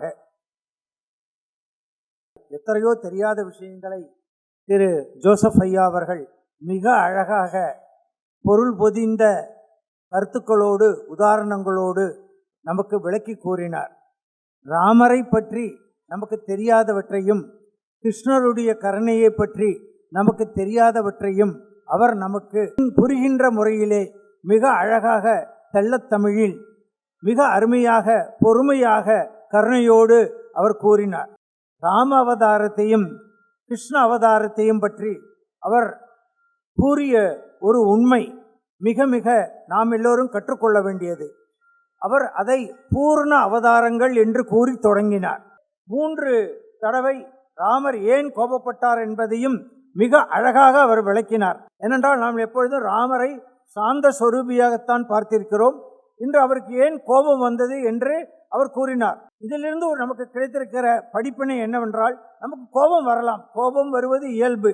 ஆனால் கோபம் வந்தாலும் அந்த சமயத்தில் மற்றவர்கள் கூறுகின்ற கருத்துக்கும் நாம் மதிப்பு கொடுத்து அந்த கருத்திலும் நன்மை இருக்கலாம், அது என்ன என்று அறியக்கூடிய பொறுமையை நாம் உண்டாக்கி கொள்ள வேண்டும் என்ற ஒரு படிப்பினையை இன்று நாம் கற்றுக்கொண்டோம். அட்லீஸ்ட் நான் கற்றுக்கொண்டேன். லக்ஷ்மணனுடைய அவதாரத்தை பற்றியெல்லாம் அவர் கூறும் பொழுது புல்லரித்து விட்டது. இன்று ஜோசப் சாரிடத்திலிருந்து நான் கற்றுக்கொண்ட ஒரு பாடம், நீங்களும் அதை சரி என்று சொல்வீர்கள் என்று எடுத்தேன். விக்கிரகத்தை பார்ப்பது எப்படி? மிக மிக அருமையான கருத்து. நம்மெல்லாம் கோவிலுக்கு போகிறோம், சுவாமியே சரணம் ஐயப்பா என்று சொல்கிறோம், ஓம் நமோ பகவதே வாசுதேவா என்று சொல்கிறோம், ஓம் நமச்சிவாய் என்று சொல்லுவோம், கழுத்தில் போட்டுக்கொள்வோம், காதை பிடித்து கொண்டு தோப்பு கரணம் போடுவோம், எல்லாம் வந்து விடுவோம். ஆனால் விக்கிரகத்தை எப்படி பார்க்க வேண்டும் என்று மிக அழகாக சொன்னார். அடுத்து கிருஷ்ணனை பற்றி, கிருஷ்ணனுடைய கருணைகளை பற்றி அவர் மிக அழகாக சொன்னார். கிருஷ்ணன் என்றாலே கம்பேஷன் என்று சொல்லுவார்கள். நமக்கெல்லாம் அவர் மேலே ஒரு பேஷன் இருக்கின்ற காரணம் அவருடைய கம்பேஷனால் தான்.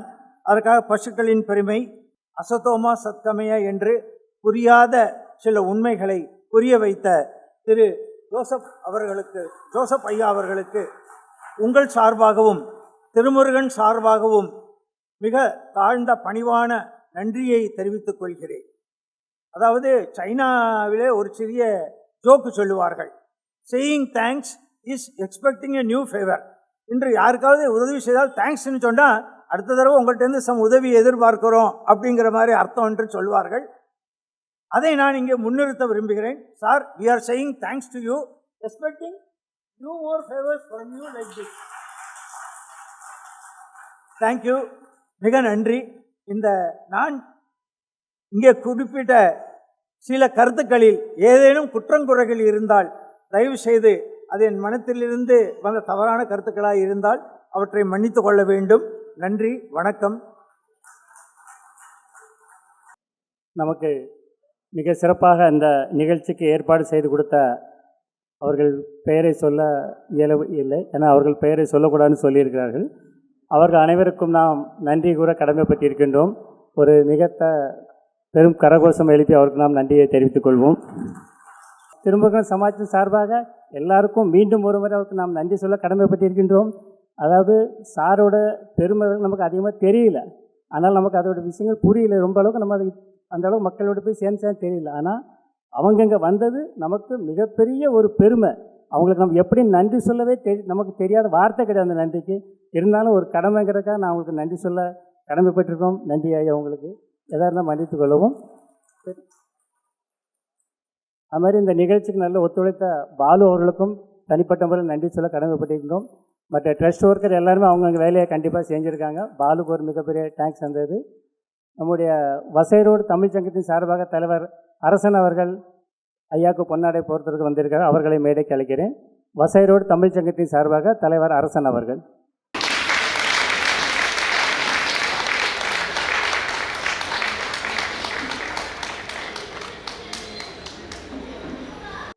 இப்போது நமது பாந்திராவிலிருந்து திரு ராமானுஜம் அண்ணாச்சி அவர்கள் நமது கோவில் பப்ளிக் ரிலேஷன் ஆஃபீஸர் திரு LIC ராமசாமி அவர்களை கௌரவிக்கிறார். இதற்கு அடுத்தபடியாக ராமானுஜம் அண்ணாச்சி அவர்கள் திரு கோபாலகிருஷ்ணன் அவர்களை ஆசைப்படுகிறார். திரு கோபாலகிருஷ்ணன் இந்த நிகழ்ச்சியை ஏற்பாடு செய்த மற்றும் இந்த நிகழ்ச்சியை அவர் குடும்பத்தார் முன்னிறுத்த தயங்கினார்கள். இருப்பினும் முதலாக வசாதோடு இந்த கோயிலில் முதலாக ஒரு உபன்யாச நிகழ்ச்சியை அவர்கள் மூலமாக இன்று துவங்குகிறது. அந்த நன்றியோடு இதை